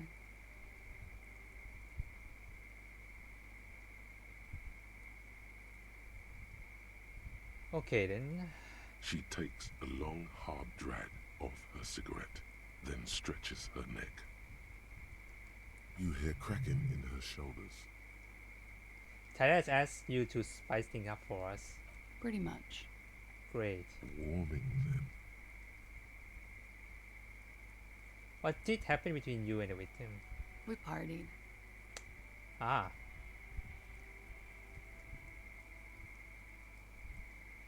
What kind of party? Kind of.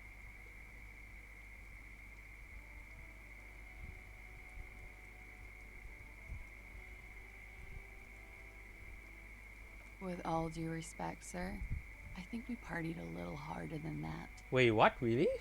Harder than this? Oh, it is.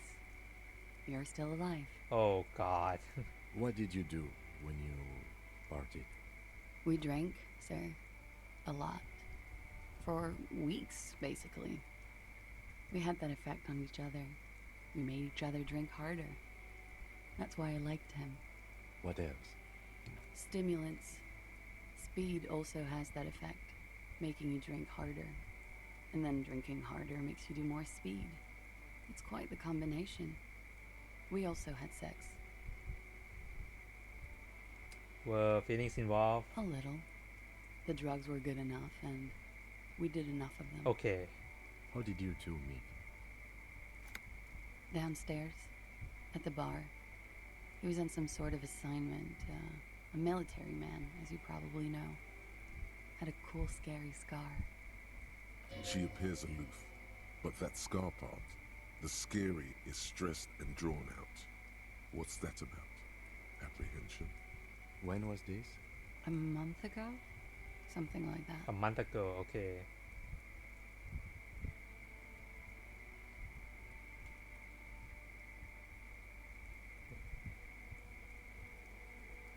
Oh, yes.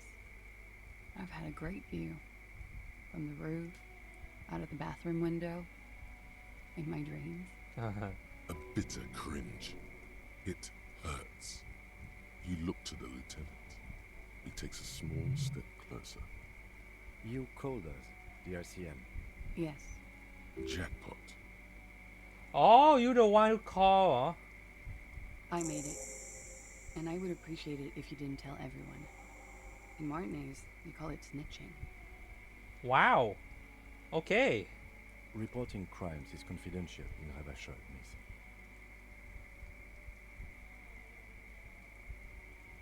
Then why you do it then? Because I couldn't handle it anymore. None of these people called. He just kept hanging there. Then they started stripping him. Fair point. I didn't exactly disguise it. I just muffled the mic and nicked the landline a little. Nick it how? With nail clippers. Oh. And I diverted some radio fuzz into it. Into the cold wire. So, she's God's mystery phone cutter. In the process, you broke the landlines downstairs. Did I? Fuck. I didn't mean to. I had no idea what I was doing. Oh, you must be drunk. Jigsaw falling into place. This is satisfying. Good catch. I appreciate the symmetry. Still, that's pretty clever tampering. Simple and clever. Crossing the lines like that.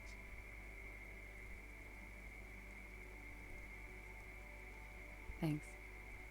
She looks a bit like a little girl who's just been complimented on her bike repair skills. Why go through all the trouble then? I don't know, sir. It was stupid.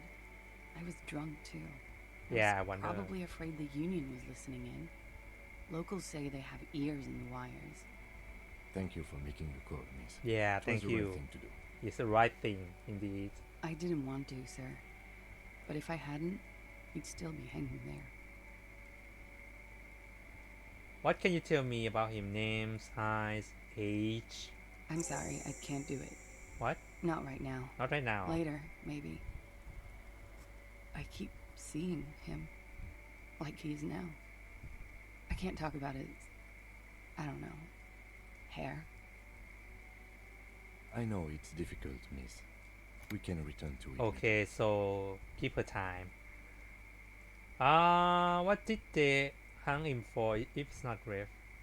He had something to do with the strike. Strike. One has been roiling since I got here. Rotten timing. But you probably know all about it. And his role in this strike was what? What? I think he was in a security detail. He was ex-military. Worked for Wild Pines. Okay, Wild Pines. And against the union. We didn't discuss work much, if you know what I mean. But I understood it was dangerous. And they lynched him for it? She nods. Oh, fuck. But we don't know who killed him, really. Why was there a bullet in his head then? Bullet? Yeah. They shot him too? I'm not picking up on any theatre craft here, sir. The pause is sincere. Okay, so she out. She's not the main suspect. They stripped his clothes and they shot him? You mean after they hanged him? I'm confused. Sorry. So am I. Were you aware that he had also been shot, miss? Things are starting to go a little over my head here. I thought he was hanged. I was not present when they did it. I don't know what happened. I just know what they told me. And Sylvie, the bartender. Yeah. This is beginning to get confusing for you too. Yeah. And we don't like that. Where was she last Sunday night? Where were you when this happened? Cowering. I was cowering downstairs with Sylvie. Oh, okay. How do you know about the Hardy Boys? They're frequent guests downstairs. They have a booth for union members. They're probably down there now. How did you meet? Over drinks. It's been a long, boring winter. Did you party with them? A little, yeah. Oh, wow, okay. Like you partied with the deceased? No, not as hard. Oh. I'm sorry to have to ask this, but have you had a physical relationship with any of the Hardy Boys? I have. Understood. Could that have been part of the reason they hanged him? Could that be why they leashed him? Jealousy? I hope not. Actually, I know that's not the reason. I'm careful about that kind of thing. Not crossing the wires, you know? But that's probably where they got the rape idea. What do you mean? Men like that? I don't know. It's the way their imaginations work. I suspect it's what they'd like to do to me. Wow. That's scary, isn't it? She breathes a silvery sigh of relief and weariness. The air on the roof feels humid. Should we head by downstairs, officer? We may have things to discuss there. She nods. Silvery cigarette fumes disappear into her mouth. Okay. Not my favorite topic, but okay. How about we, change the subject to something? Let's go down. Hold on, Kim, let me go out of the room first.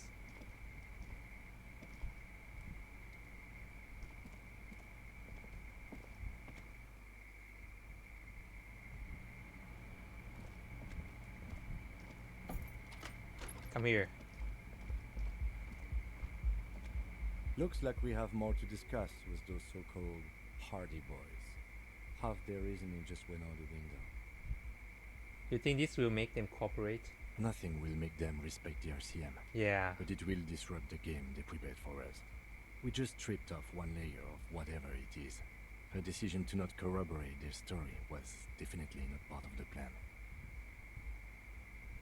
Why did she tell us all that? What else could she have done? Lie? She saw there was no way to lie and get away with it. I'm not sure she had to lie. She wouldn't. I wouldn't have known. If not you, then me. It was a smart move from her. Something is off here. You think so? She seemed forthcoming. Unusually so. Being forthcoming about some things is a good way to obscure other things. The best liars are always forthcoming. Ah. Anyway, we should move. I suspect our investigation will bring us back here soon enough. So I suspect she might have something more. Yeah. I think there's something more to her.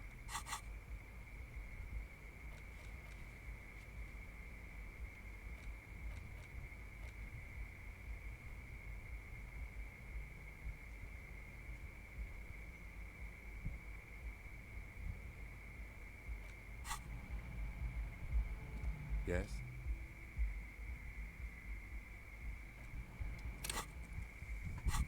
Hold on.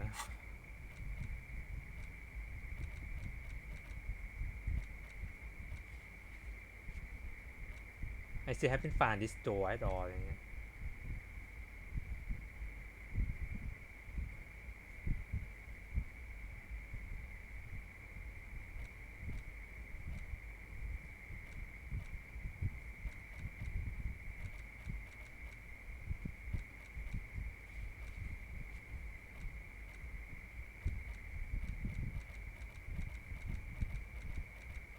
Look at that. Look at how many I'm done.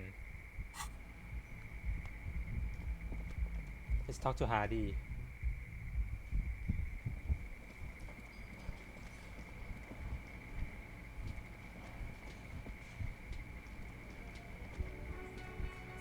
It's you again.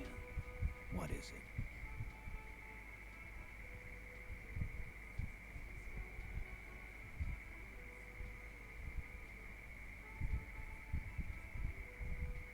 Fuck.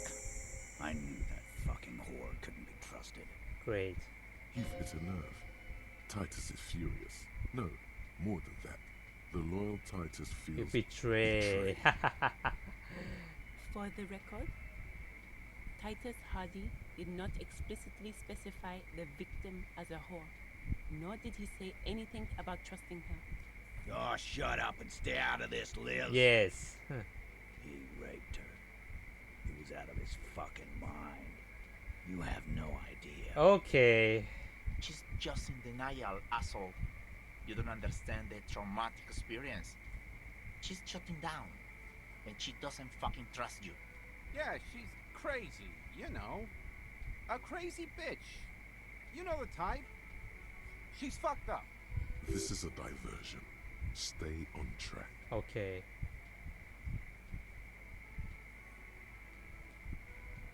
What are you talking about? She's really thinking. She wasn't raped. The witnesses' statements were very clear. Lawman, I'm at the end of my goddamn rope with you. I fucking told you not to push her. His hands become fists. Oh shit. And you went and pushed her. I didn't do shit. I am gonna fucking hit you. Done. Titus Hardy. Success. Titus backs off. Fists down, everybody. Goddamn, no one tells you to put your fists down. Everard personally sent me to take care of this. If this goes south, we'll all be in the shit.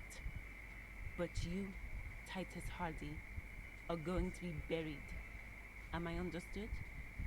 When she's angry, she emphasizes the S. It gives her voice a strangely hypnotic quality. Her lips barely move as she speaks. Someone has to rush in to break the tension. The second in command. Look, Copper. We know that fuck was a rapist and a killer. We got him confessing to it on tape. Oh. Show it to him, T. What's the harm, right? Ah, give it to me then. Here, jerkwad.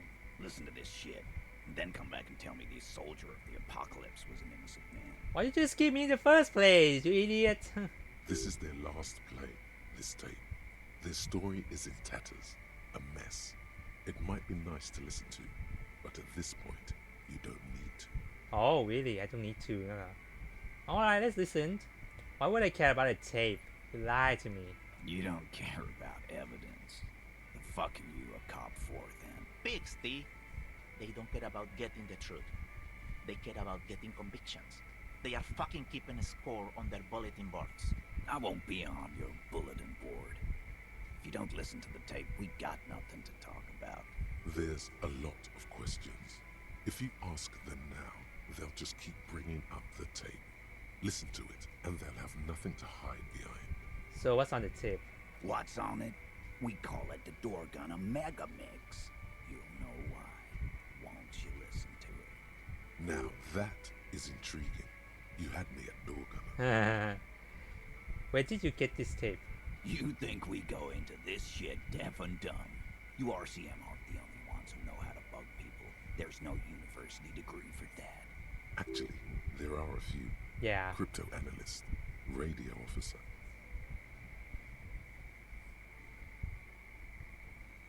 Yeah, like you have one. Smart ass. So you bug them how? We have machines. We're in logistics.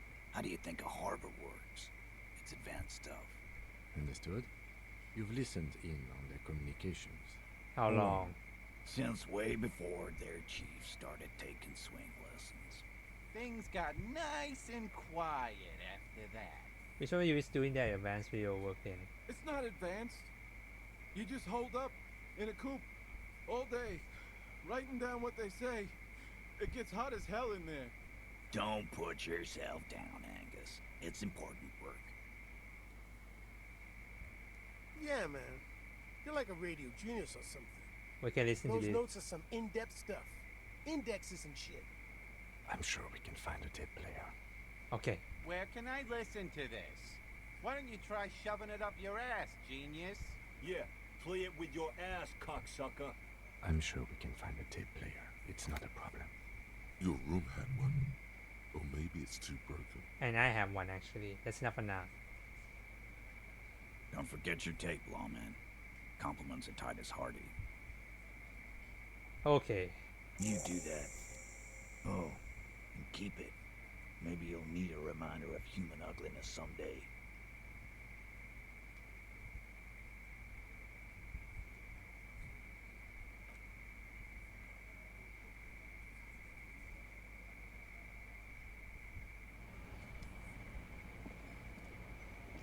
I've got nothing to say to you. Why are you wasting your time?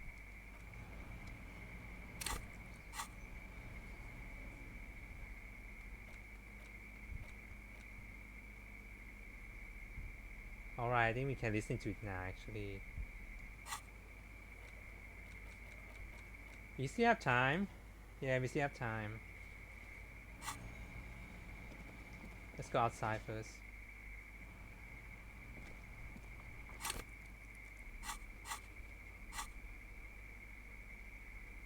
The porter reel is just what you needed. The reels attach to the apparatus with a satisfying click. The tape is routed behind the magnetic reader. You push command set, and the tape starts spinning. Violent static and machine sounds fill the air. This isn't Revachon. This is a fucking village. I can almost see the elephants. The harbor. That's the son of a Kvalsund crane. When this shit is done, I'm gonna tear that place up. Soldier of the apocalypse style. Kill shit. Dogs and chickens too. Gonna run a room, Cordy. A real nice room. I don't give a shit. I'm fucking done. I'm done mentally. I'll fucking do them all in. Rape that disco cunt on the counter. You know, the dance a whore upstairs. Do it Kohoi style. Never did get that taste out of my mouth. The lieutenant presses the button marked Arrête on your porter reel. The tape stops spinning. End of recording. In that recording. What do you think? It seemed authentic enough. Probably recorded off the shortwave, then edited to seem more incriminating. He sounded like he was on patrol around the harbor walls.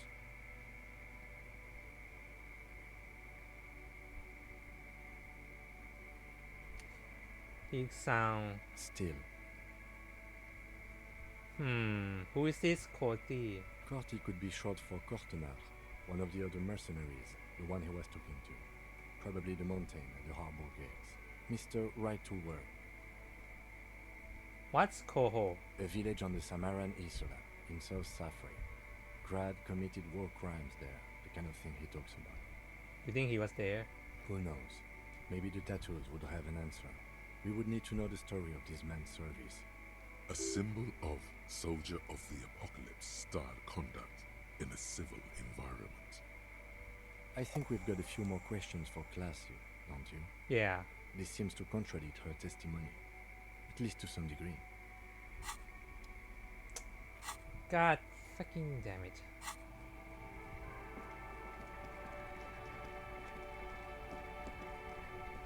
Oh look, it's the cop who turned me into a bad person. Okay, I'm sorry.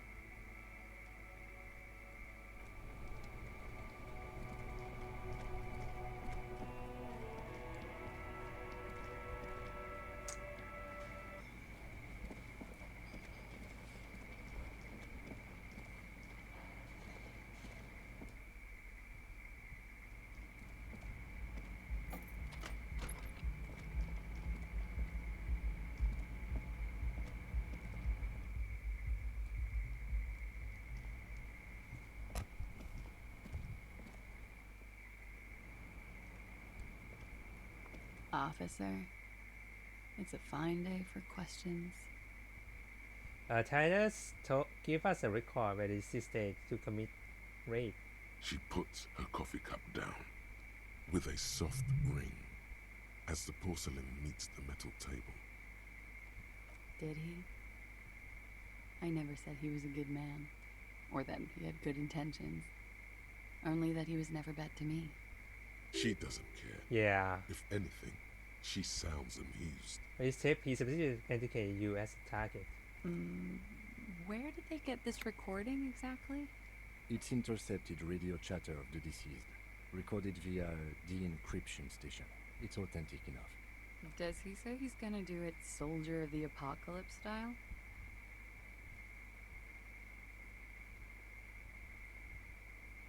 So did you have fake? Yeah. The phrase was used. Yeah. That was practically his pickup line. Oh. Did he say whores a lot? Was he pretty much on the verge of doing it Kohoi style? Yeah. He liked the way it sounded when he said it.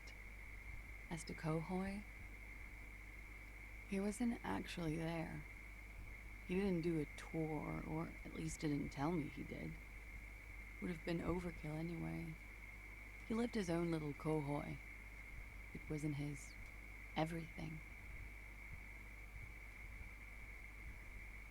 Yes, was he bragging? Oh no, I'm pretty sure he did all those things.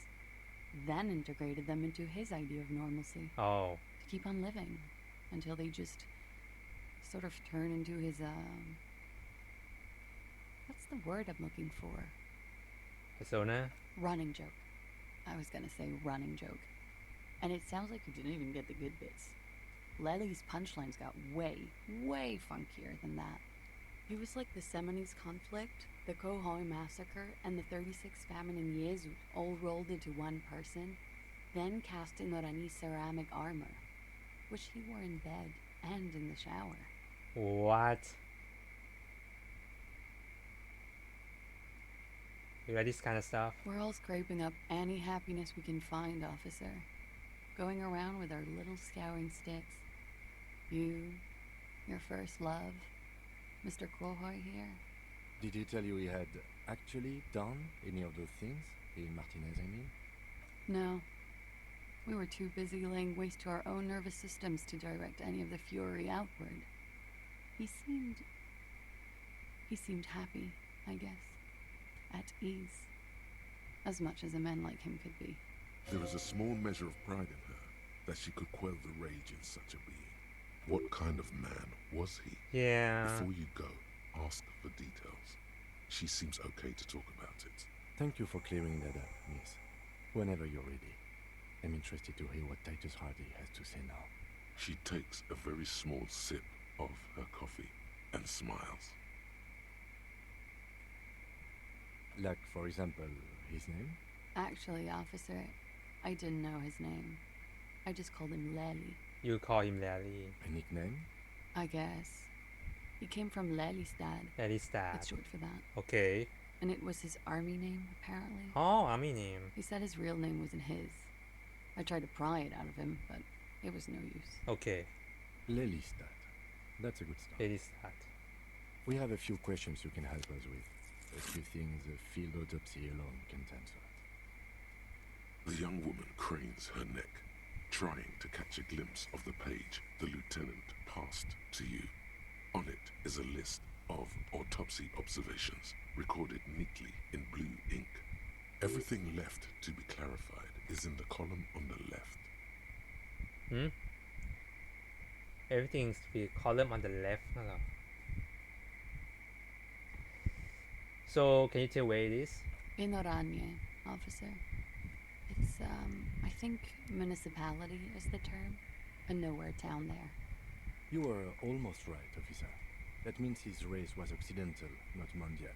I'll update the form.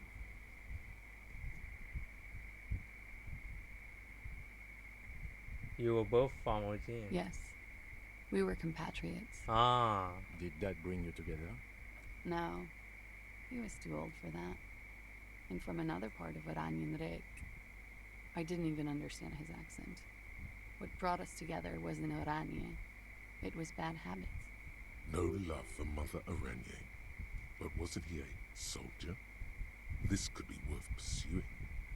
Not a picture. No. He left the National Service after they taught him to do what he did on Seminine. Okay. He wasn't the flag-waving kind. He was the making money, killing people kind. He was by no means a stupid man. A people person. A small platoon leader. Certainly not a patriot. You don't seem to like much of the Patriot yourself. Mm-hmm. There is nothing on Moindi.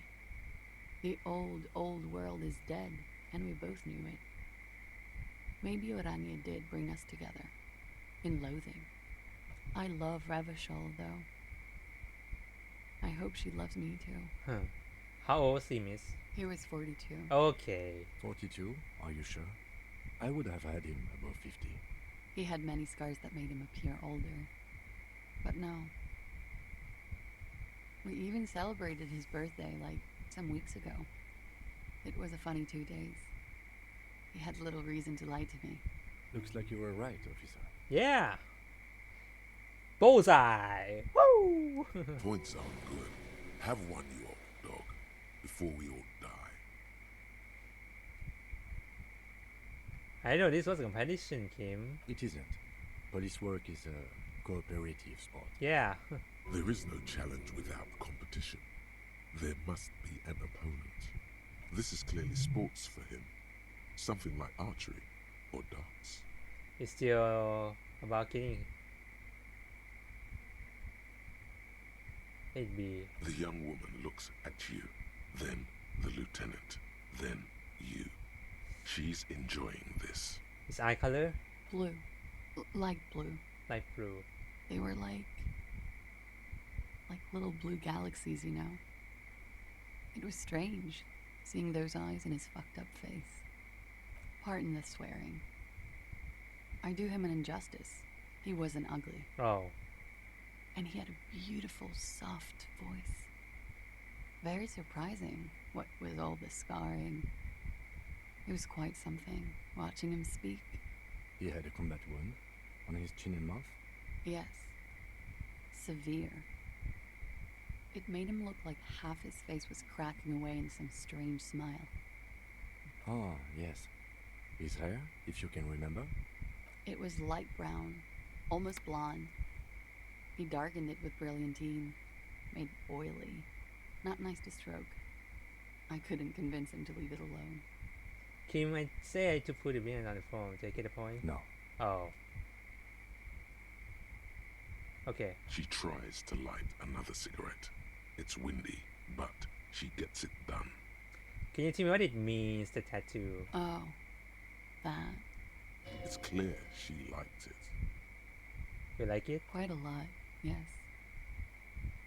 It was a map of waterways? Sure, waterways. It was mostly for showing off to chicks, though. How so? How? Imagine him lying in bed. Freakish musculature laid out on the sheets. Scarred, of course. Tattooed. The sheets are dirty for some reason. Is this Oranese lit? Is this lit? Yes. Oh. This is the very essence of what Annie's lit. A moment's respite. Dark and hopeless as the struggle itself. He's smoking and drinking, of course. And his chest and shoulders and arms are studded with stars. Tens, hundreds of them. Maybe even thousands. And the woman goes like, "What was this, baby?" And he says, "That was too hardcore. Don't ask me about that." So she goes, "Okay, but what's this, baby?" And he's like, "Saw some bat shit there. Killed some loincloths." And so it goes. Star after star. Port after port. Third world country after third world country. And he's done horrible things in every single one of them. You were the woman in this? Oh yeah. Can you tell us precisely what these means? No thank you. What? I've seen enough of him dead. I can tell you what they meant without looking at them. Oh, okay. Thank God. Go on. Go on. He was a blue-eyed boy with thick arms, from a small town. He was also poor, and the government of Orania needed some people killed, so they turned him into a grotesque killer.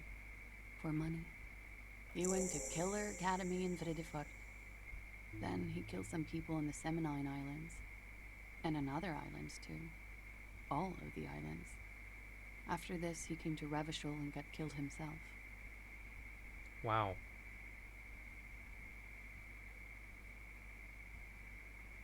Good story. It is when you're high. It can be very exciting then. You have the tools to deal with it. It's not a very nice story to remember when you're sober. A change of topic? Okay, we order a technological report. Any idea what that will show us? A real rainbow splattering of pharmaceuticals, I bet. Barbiturates, amphetamine, sildenafil. How much does the toxicology report cost the police of Revachol? I can do it for half of that. Save you some money, make some myself. It's quite expensive, miss. But we'll manage without your help for now. Yeah, I think we finished with this. Alright. Coolly, gracefully, she pours herself more coffee. Wait, stop. That man, bloated beyond all recognition, was 42? Yeah. Below the damage, the weeks of decomposition, all the swollen indignity of mortality. He was 42 years old. Where is this going? How old are you? Oh my God. That's where this is going. 45,000 liters of raw alcohol has left its disfigurements. What lies beneath, you wonder? You could ask either one of them.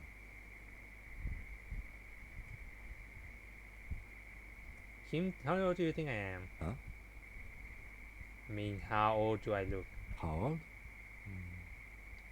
58. Oh my God, that's really old, really? You asked. Maybe you're wrong. He was deceased.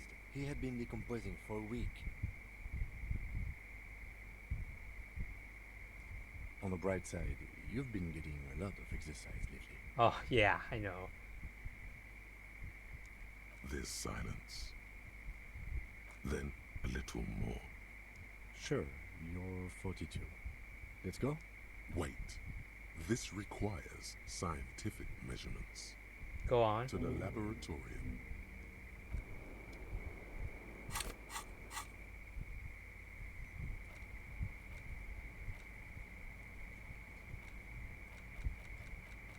And look at these missions.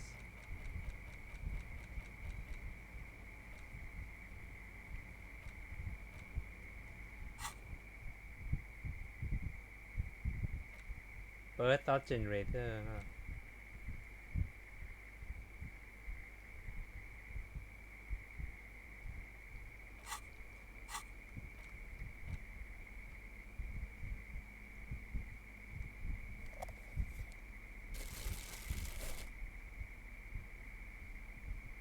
Anyone that has +1.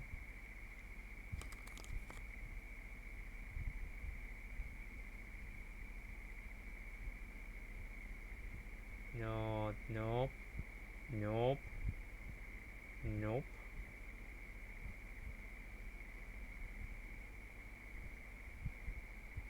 Drama, what? +1 logic.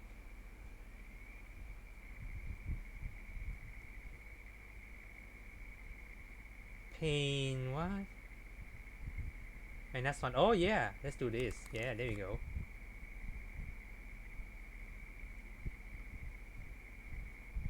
Interface.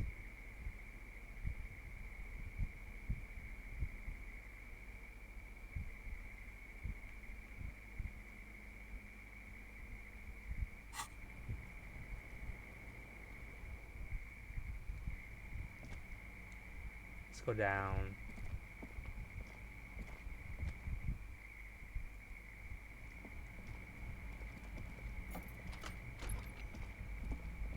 Alright, Titus, we need to talk again.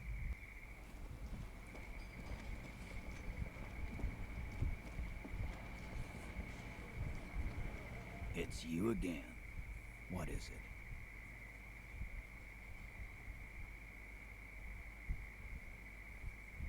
I talked to her about the tape. And? He tenses immediately. Chest tightens. Jaw sets. Ready for another blow. She stand by. What she say? That fucking fucker. You're the worst cops in Revachol. I gave you gold on that tape. Hey, she say it's not. Okay, that's that fucker wasn't aimed at you. It was at her.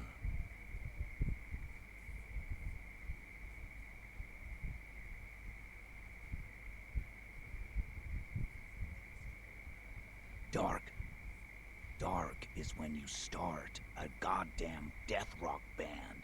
He said he'd rape her. What did she have to say then? Fine by her? This is what people are supposed to be like? Fucking whoop-de-doo.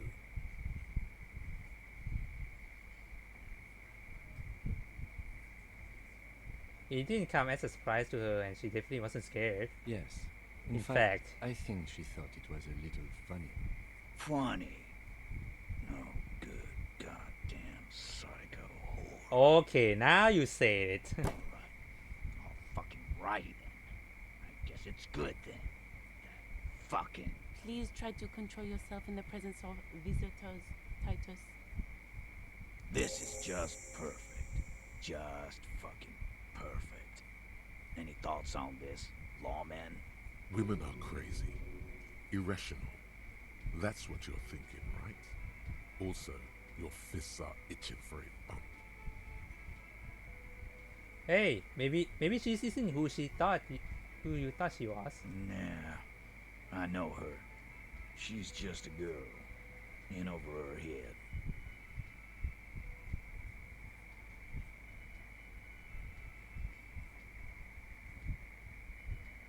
She's not. She's just some helpless girl. She handled it really well. Handled him? She got into some stupid shit with that guy.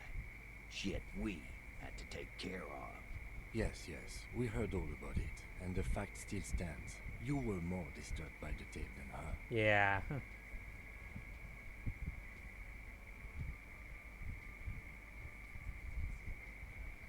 Let's be straight with me, Titus. What really happened? I already told you. We fucking hanged him. Okay.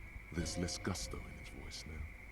His men too are growing increasingly silent. Ah, what's wrong, guys? Why are you silent? Come on, Titus. We know you didn't hang him. He was shot. I know you're tired. So am I. Why don't you just... You know what? I am tired. I'm tired of you and the whore upstairs. Okay, don't get violent on me. Next time you see her, tell her Titus said, fuck off! This is the petulant rage of someone who's at the end of their wits. That lying, scamming. We're done. This is over. Understand? Your little investigation is over. Yeah. Wow. On the floor, beer drips out of the can into a small puddle. No one does anything about it. What's wrong, you guys? What is this quiet funeral shit? What we need is some beers in us. Bartender, 20 beers for the Dock Workers Union. Why do we make it 40, huh? Why do we make it 100 beers? You're not loud enough. 100 beers? Now we're talking. Hoppity hop over here, cafeteria manager. Let's help him a bit. Clausia is playing them like a fiddle. Tell them how bad they got played, and they'll tell you the truth. Oh, come on. There are many ways to go about it. All of them really good. Shit, I don't want to do this now. And I cannot.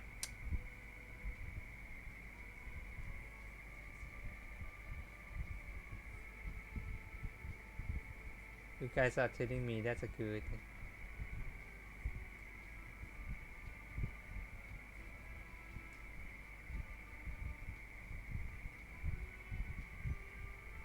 What fucking story? A story that fits the occasion, of course. I invented a wonderful allegory for all this. No, there is no story.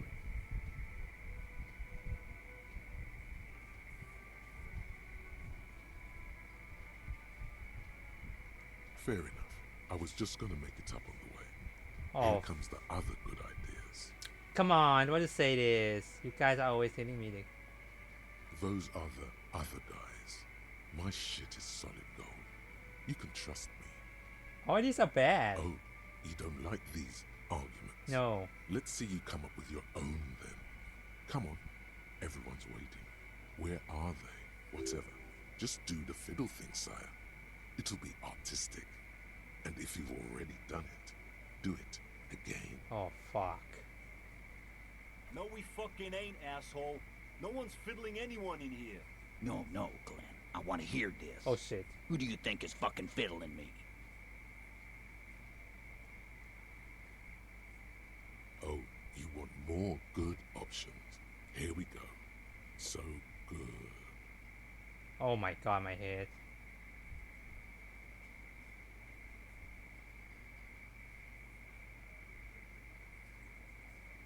Pussy boy. No, I don't want to say that.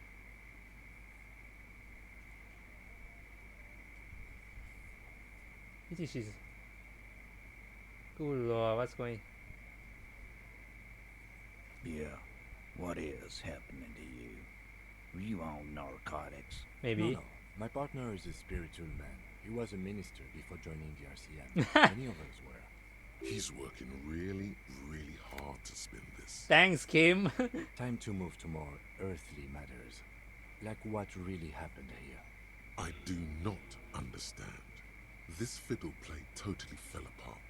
The concept was solid, but the delivery tragically off.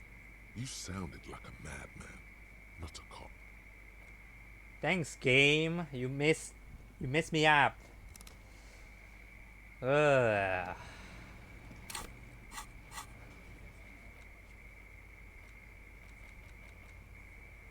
Okay, I need to come back here again.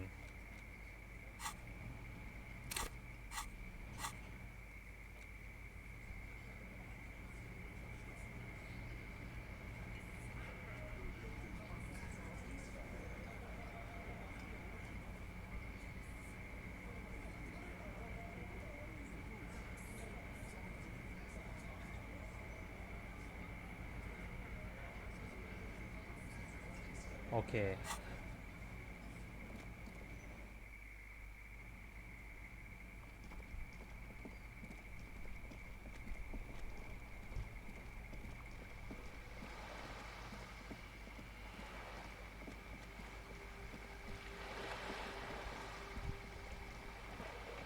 Alright, let's talk to Joyce.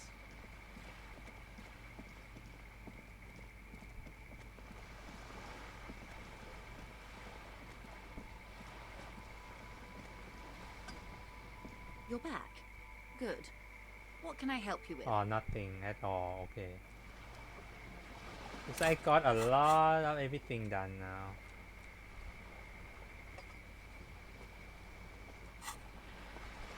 Okay, so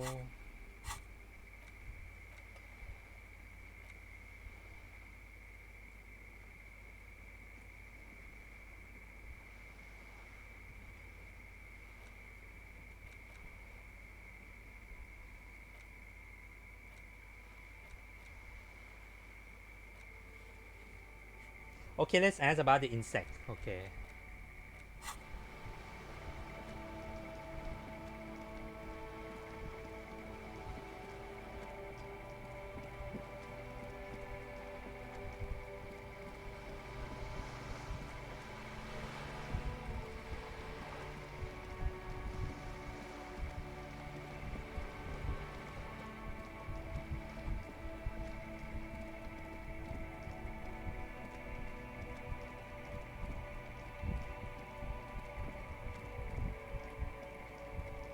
Alright, kid.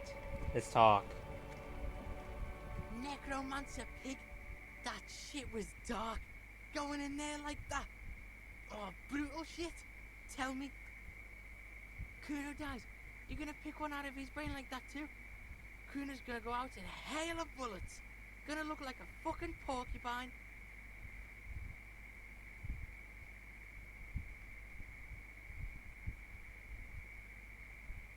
No, Kuno doesn't give a fuck about bugs. So he knows locusts are bugs. Ah. Oh my god, I told you that shit is lame! Shut up, see. Now they're gonna take you to lame prison!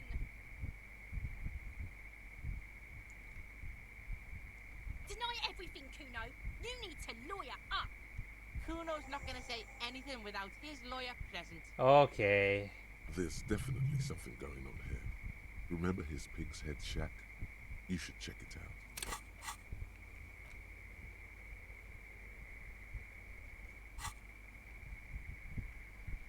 Pig's head shack. Okay. Kuno doesn't. Okay, let's go check it out. Looks like he doesn't tell me anything at all.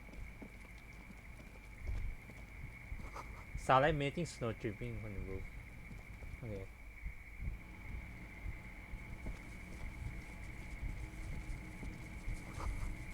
Ah. All around you, the hisses and chirps of locusts fill the musky air. The earthen floor of the shack has been shaped into mounds of mud, dotted with little holes for windows. Like skyscrapers, spires of dirt and sand rising. Accommodations for their insectoid inhabitants. Well, detective, it appears you've solved the case of the locusts. For the missing locust case, which is a sub-case of the imaginary insect case. Yeah. So at least that's going well. Yes. Yes.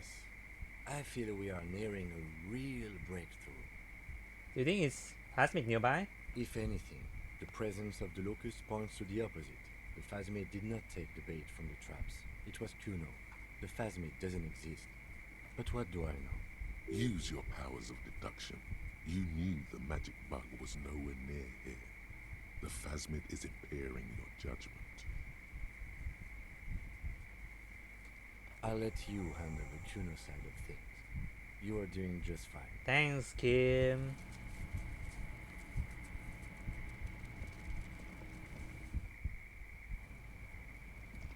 Alright, kid. What do you have to say to that?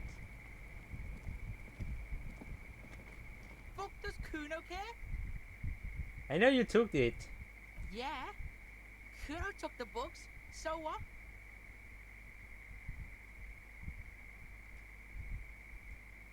It's not Bugtown. It's the city of locusts. Locusts aren't just bug shit. They come out of the sky like a fucking shadow. Shit descends. Stop! You stop. It's like their fucking night. Locust City, Night City, City of Rage. Okay, enough. There's a tug of war over the name of his fantastical city. Yeah. It's almost too big for his imagination. Too big. The girl forces herself to watch again, the corners of her eyes twitching from discomfort. I mean, it's a cool place. Kuno, the pig wants to help you. Oh, that's how lame it is. Please just don't say you're an artist. Maybe I am an artist. You hear that, everyone? I'm a fucking artist Okay, now. kid. Did he just say I? Kuno usually calls Kuno Kuno. Kuno made Kuno. Kuno says whatever the fuck he wants. Okay. There are no rules here, pig. I fucking say I when I wanna, and Kuno when I wanna. Kuno's free. Kuno's free to fucking die, bitch. This is what he sometimes does when things get tense. Okay. Oh my god, Kuno! He's gonna make you totally lame in like 3 seconds. Don't let him, Kuno. Yo, fuck you, see? Kuno can be what Kuno wants to be. Kuno's his own man. Kuno's free. Kuno made himself into Kuno. Kuno can make himself into anything. Kuno can make himself into a pig if he wants. Kuno can make himself into a... Kuno doesn't give a shit. Why say it? Don't make yourself into a pig, Kuno. You'll have to take me away. In it, you hear snow melting, dripping from the eaves. Someone closing a window. What? So that's what this is about.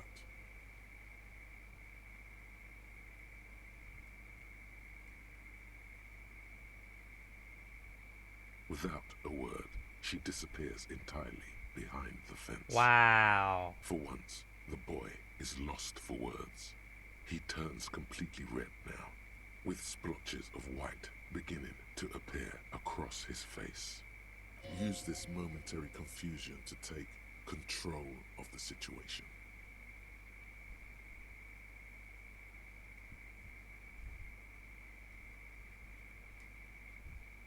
I don't give a shit. I don't need the locusts anyway. Shit is all lame now. C was right. Wow, okay. The girl's face appears again, above the fence, just long enough to make eye contact with Kuno. It don't mean anything. It's shit. Kuno just likes to focus. Kuno likes to concentrate on shit. Build shit when he's zipping hard. Fuck. Pig, you really shouldn't have fucked with Kuno City. Now it's all fucking lame. Hey, I did not make it lame. You make it yourself lame, man. Kuno's gonna let the fucking locusts die. Okay, no. The fuck are they trying to catch anyway? With the traps? Huh. He recognizes the name. Wait, you know about this? Bitches think Kuno doesn't know shit. The fuck out of here. Kuno's tired of this shit.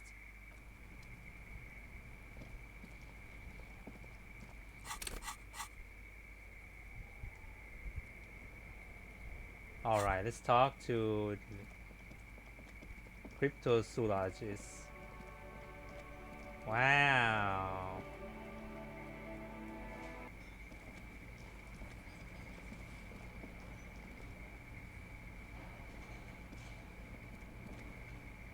Oh, hello, sweetie. So nice. Oh no, not this one, this guy. Hello, officer. I think I almost have it. So it was just a child. Thank you for telling us, sweetie. This is good news, right? It means we can try again. She acts chipper, but something's changed in her tone. A hidden worry. Yeah, you're right. We just need to restock the empty trap. Then we'll need to inspect the traps one more time. And then maybe we can. Oh no. He has a 38-degree fever. His resilience has given way. Shit. Darling, I told you to take it easy. You're getting sick. Maybe it's time to go home. You're right, you're right. We can come back next season, when it's warmer. There won't be a next season. Not for this. Find the Phasmid or admit defeat, people. Fuck.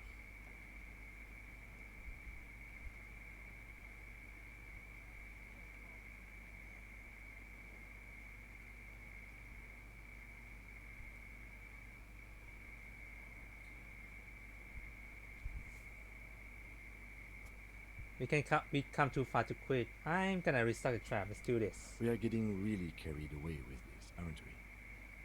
Fine. It's better than having these people get pneumonia on the coast. But after this... He wants to see this tale through as much as you. Oh, thanks, Kim. Otherwise, he'd have stopped this already. But he cannot let it drag out after this. Thanks, Kim. Wow. Really? It's too much, officer. No, you're done. What Morel means is we're grateful for your help. Here's a fresh batch of local. They should slide right down the funnel. And thank you again. We will definitely mention you, should this lead to a discovery. I'm not talking co-discovery, of course, but... Wow. Co-discovery, wow. You'd be famous. You'd show them all. This does tingle the pleasure center. This would show them all. We need to get you on that list of discoverers. No question about that. Yeah. Okay, what should I do next? Yeah. This one. Art of Persuasive. Yeah, maybe this one next. Let's do this.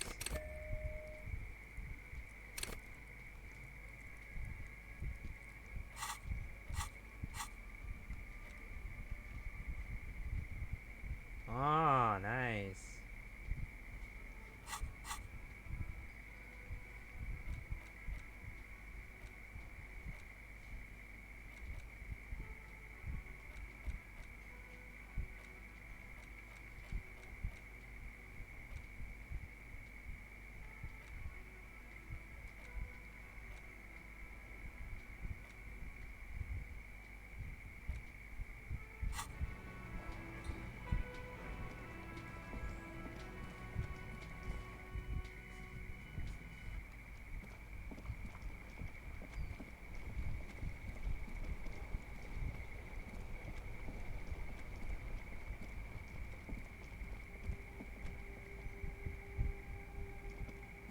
Everything's still cool here, officer. Oh, let's test it out. Oh, hold on.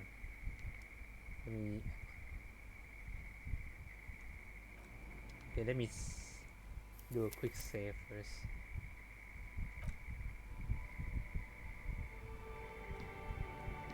Everything's still cool here, officer. Start with a little compliment, then work your way up from there. This is about business, remember. You seem a very successful advisor. Would you like to... Oh, okay. But why, officer? After all this mess, the broken seals, lying to you, come on. An investment? What kind of investment? Highly experiment human being reward.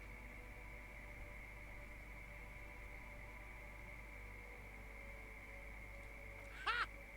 That! You drive a hard bargain, officer. I respect that. Okay. What's it going to cost me? Be reasonable. Reasonable. I don't want 1 million. It's too much. Okay. 5 or 10. Let's go with 10. Sounds like a fair deal. all around. Woo! Corruption. Shh, shh, shut up. Shh. It's just like bus or seagull. A kid watching out of a window describing things going by. He doesn't like it too much, but what do you do?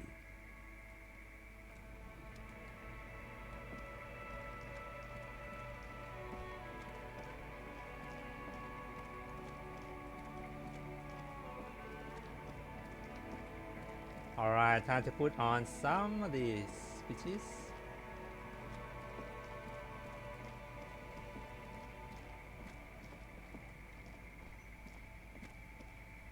locust aren't doing all too well, but they're still in there. This isn't the empty trap. That one Morel was setting up near the cryptozoologists. Oh, that one, okay.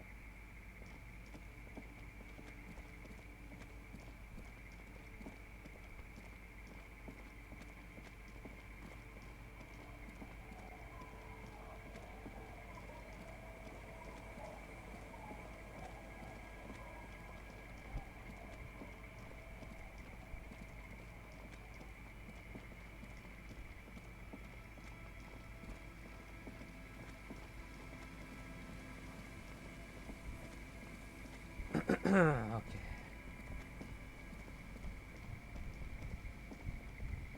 This one, no? The trap stands empty near the reeds. No insect sounds or movement around. Only the reeds' apprehensive hissing. The locusts, dazed from being transported, slowly begin to acclimate to their new surroundings. They're not really going to get the chance to get comfortable here. Good. Now that's done. When do you think we will return to our impending apocalypse of a murder investigation? Oh my god. Don't answer that. It was a rhetorical question. Oh.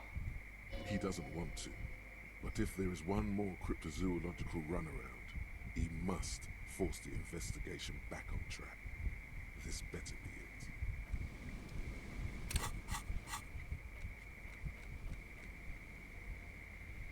Okay, let's report to her then. Can I fast travel now? Really, I still can fast travel? I want to fast travel. What is saying now? Hold on. Church, let's go to church first.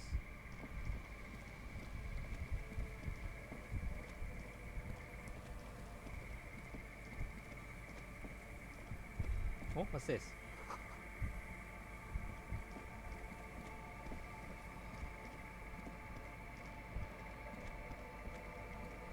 Okay, can I fast travel? There you go, I can do it now.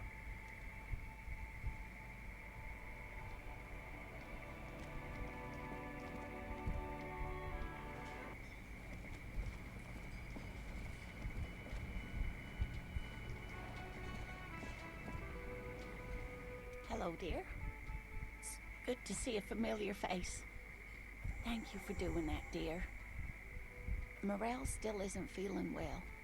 I convinced him to stay at Gary's to get some rest. I'm afraid the cold has really gotten to him. Oh. Probably for the best. I'm sorry, dear. You've had to drudge through them so many times. Such is field work. A young person's game, as they say. Her voice is shaky. What is going on here? So who's going to take the trap? Morel will eventually, or we'll talk Gary into going back out, perhaps. The lieutenant stares at his shoe, caked in mud. He doesn't say anything.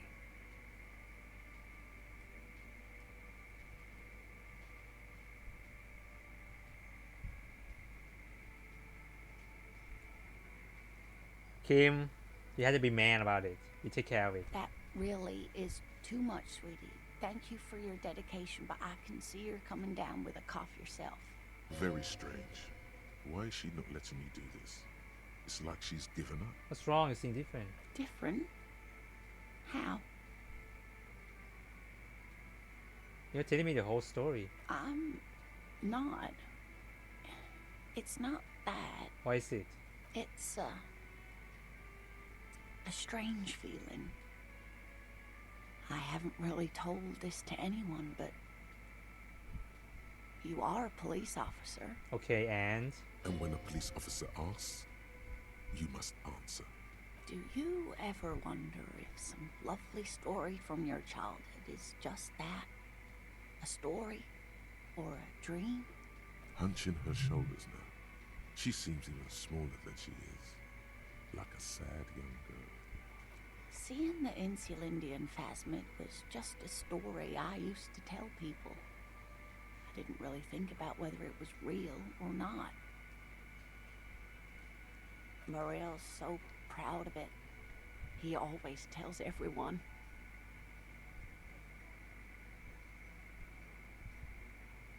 So what you really believe it happened? Doesn't that count for something? No, sweetie. There's more to it than that. Morel was so eager to believe my story was evidence of the Phasmid's existence that I'm some queen of the cryptozoologists. That. And for years, his belief made me believe too. That I am a queen? An extraordinary witness to grace. But now, we're both getting old, and he's still working himself sick out in those reeds looking for it. But what if I was just wrong? I think I was. The lieutenant opens his notebook, but doesn't write anything. Ah, fuck.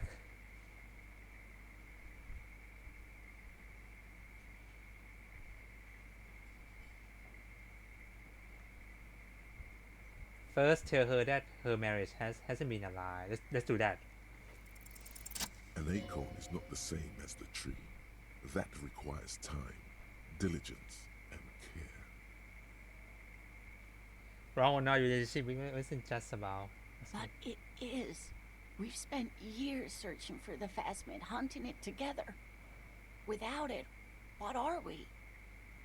Just another pathetic old couple. Oh my god. Why? If I hadn't led him down this path, he could have a steady job lecturing at a university. You know, this reminds you of the Pericanasian theory of love. In essence, love is a relay out of death. Generation by generation, our love remains in our progeny. Lay some of that on her. You know... Oh, sweetie, I don't think the Pericarnassians were thinking of people in my situation.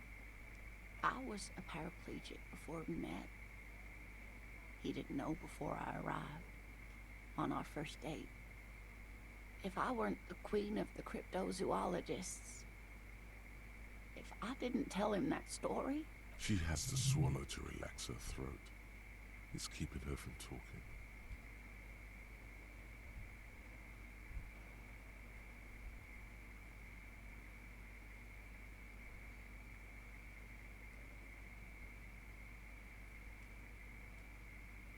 Maybe.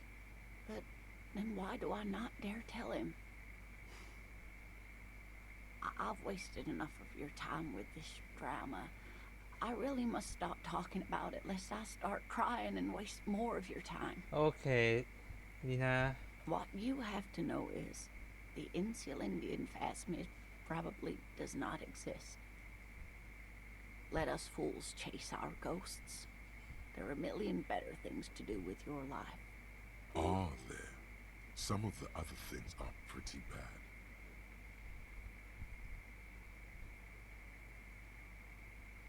You're not sure you made it up either. I'm not sure of anything. Sometimes I still see it, you know. The real memory. Not the memory of the memory, but it's so hard to tell the two apart. Either way, I should go. Poor Morel is running a fever, and I need to get him home to Jamrock before we overstay our welcome with Gary.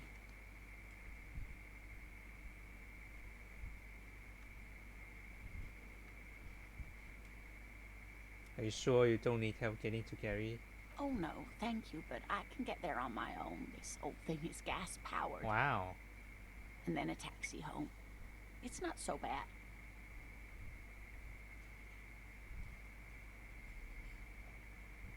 It's been a pleasure, ma'am. Likewise, sweetie. Thank you for everything. Truly. Even though it turned out to be A waste of time. A fool's hope. Say her lips moving in silence. Like that, she drives off. The gas engine putters quietly as she gets to the doors, then pushes them open. Outside, the cold coastal wind blows. We should go too. Well, that was unexpected ending.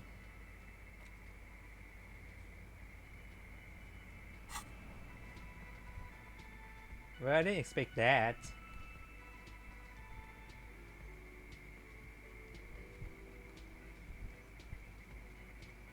The man gathers his cooking utensils and gives you.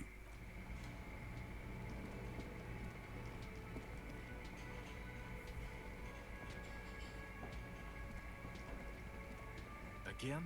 I can't believe...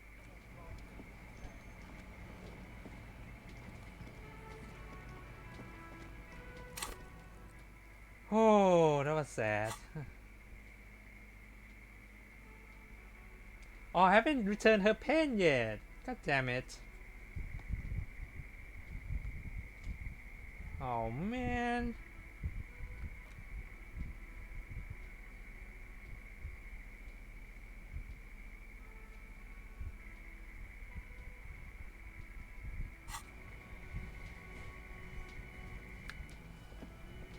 Alright, I think it's enough for today actually. We're done here. Let's do that. Alright. Okay, so that's it for today's streaming with me actually. So we will be returning to Disco Elysium tomorrow actually. So yeah. So thank you for watching everyone. I see you guys on the next stream. My name is Stone and this is Stone Get Break Channel. I hope you have a great day and a great night. สวัสดีครับ Good night guys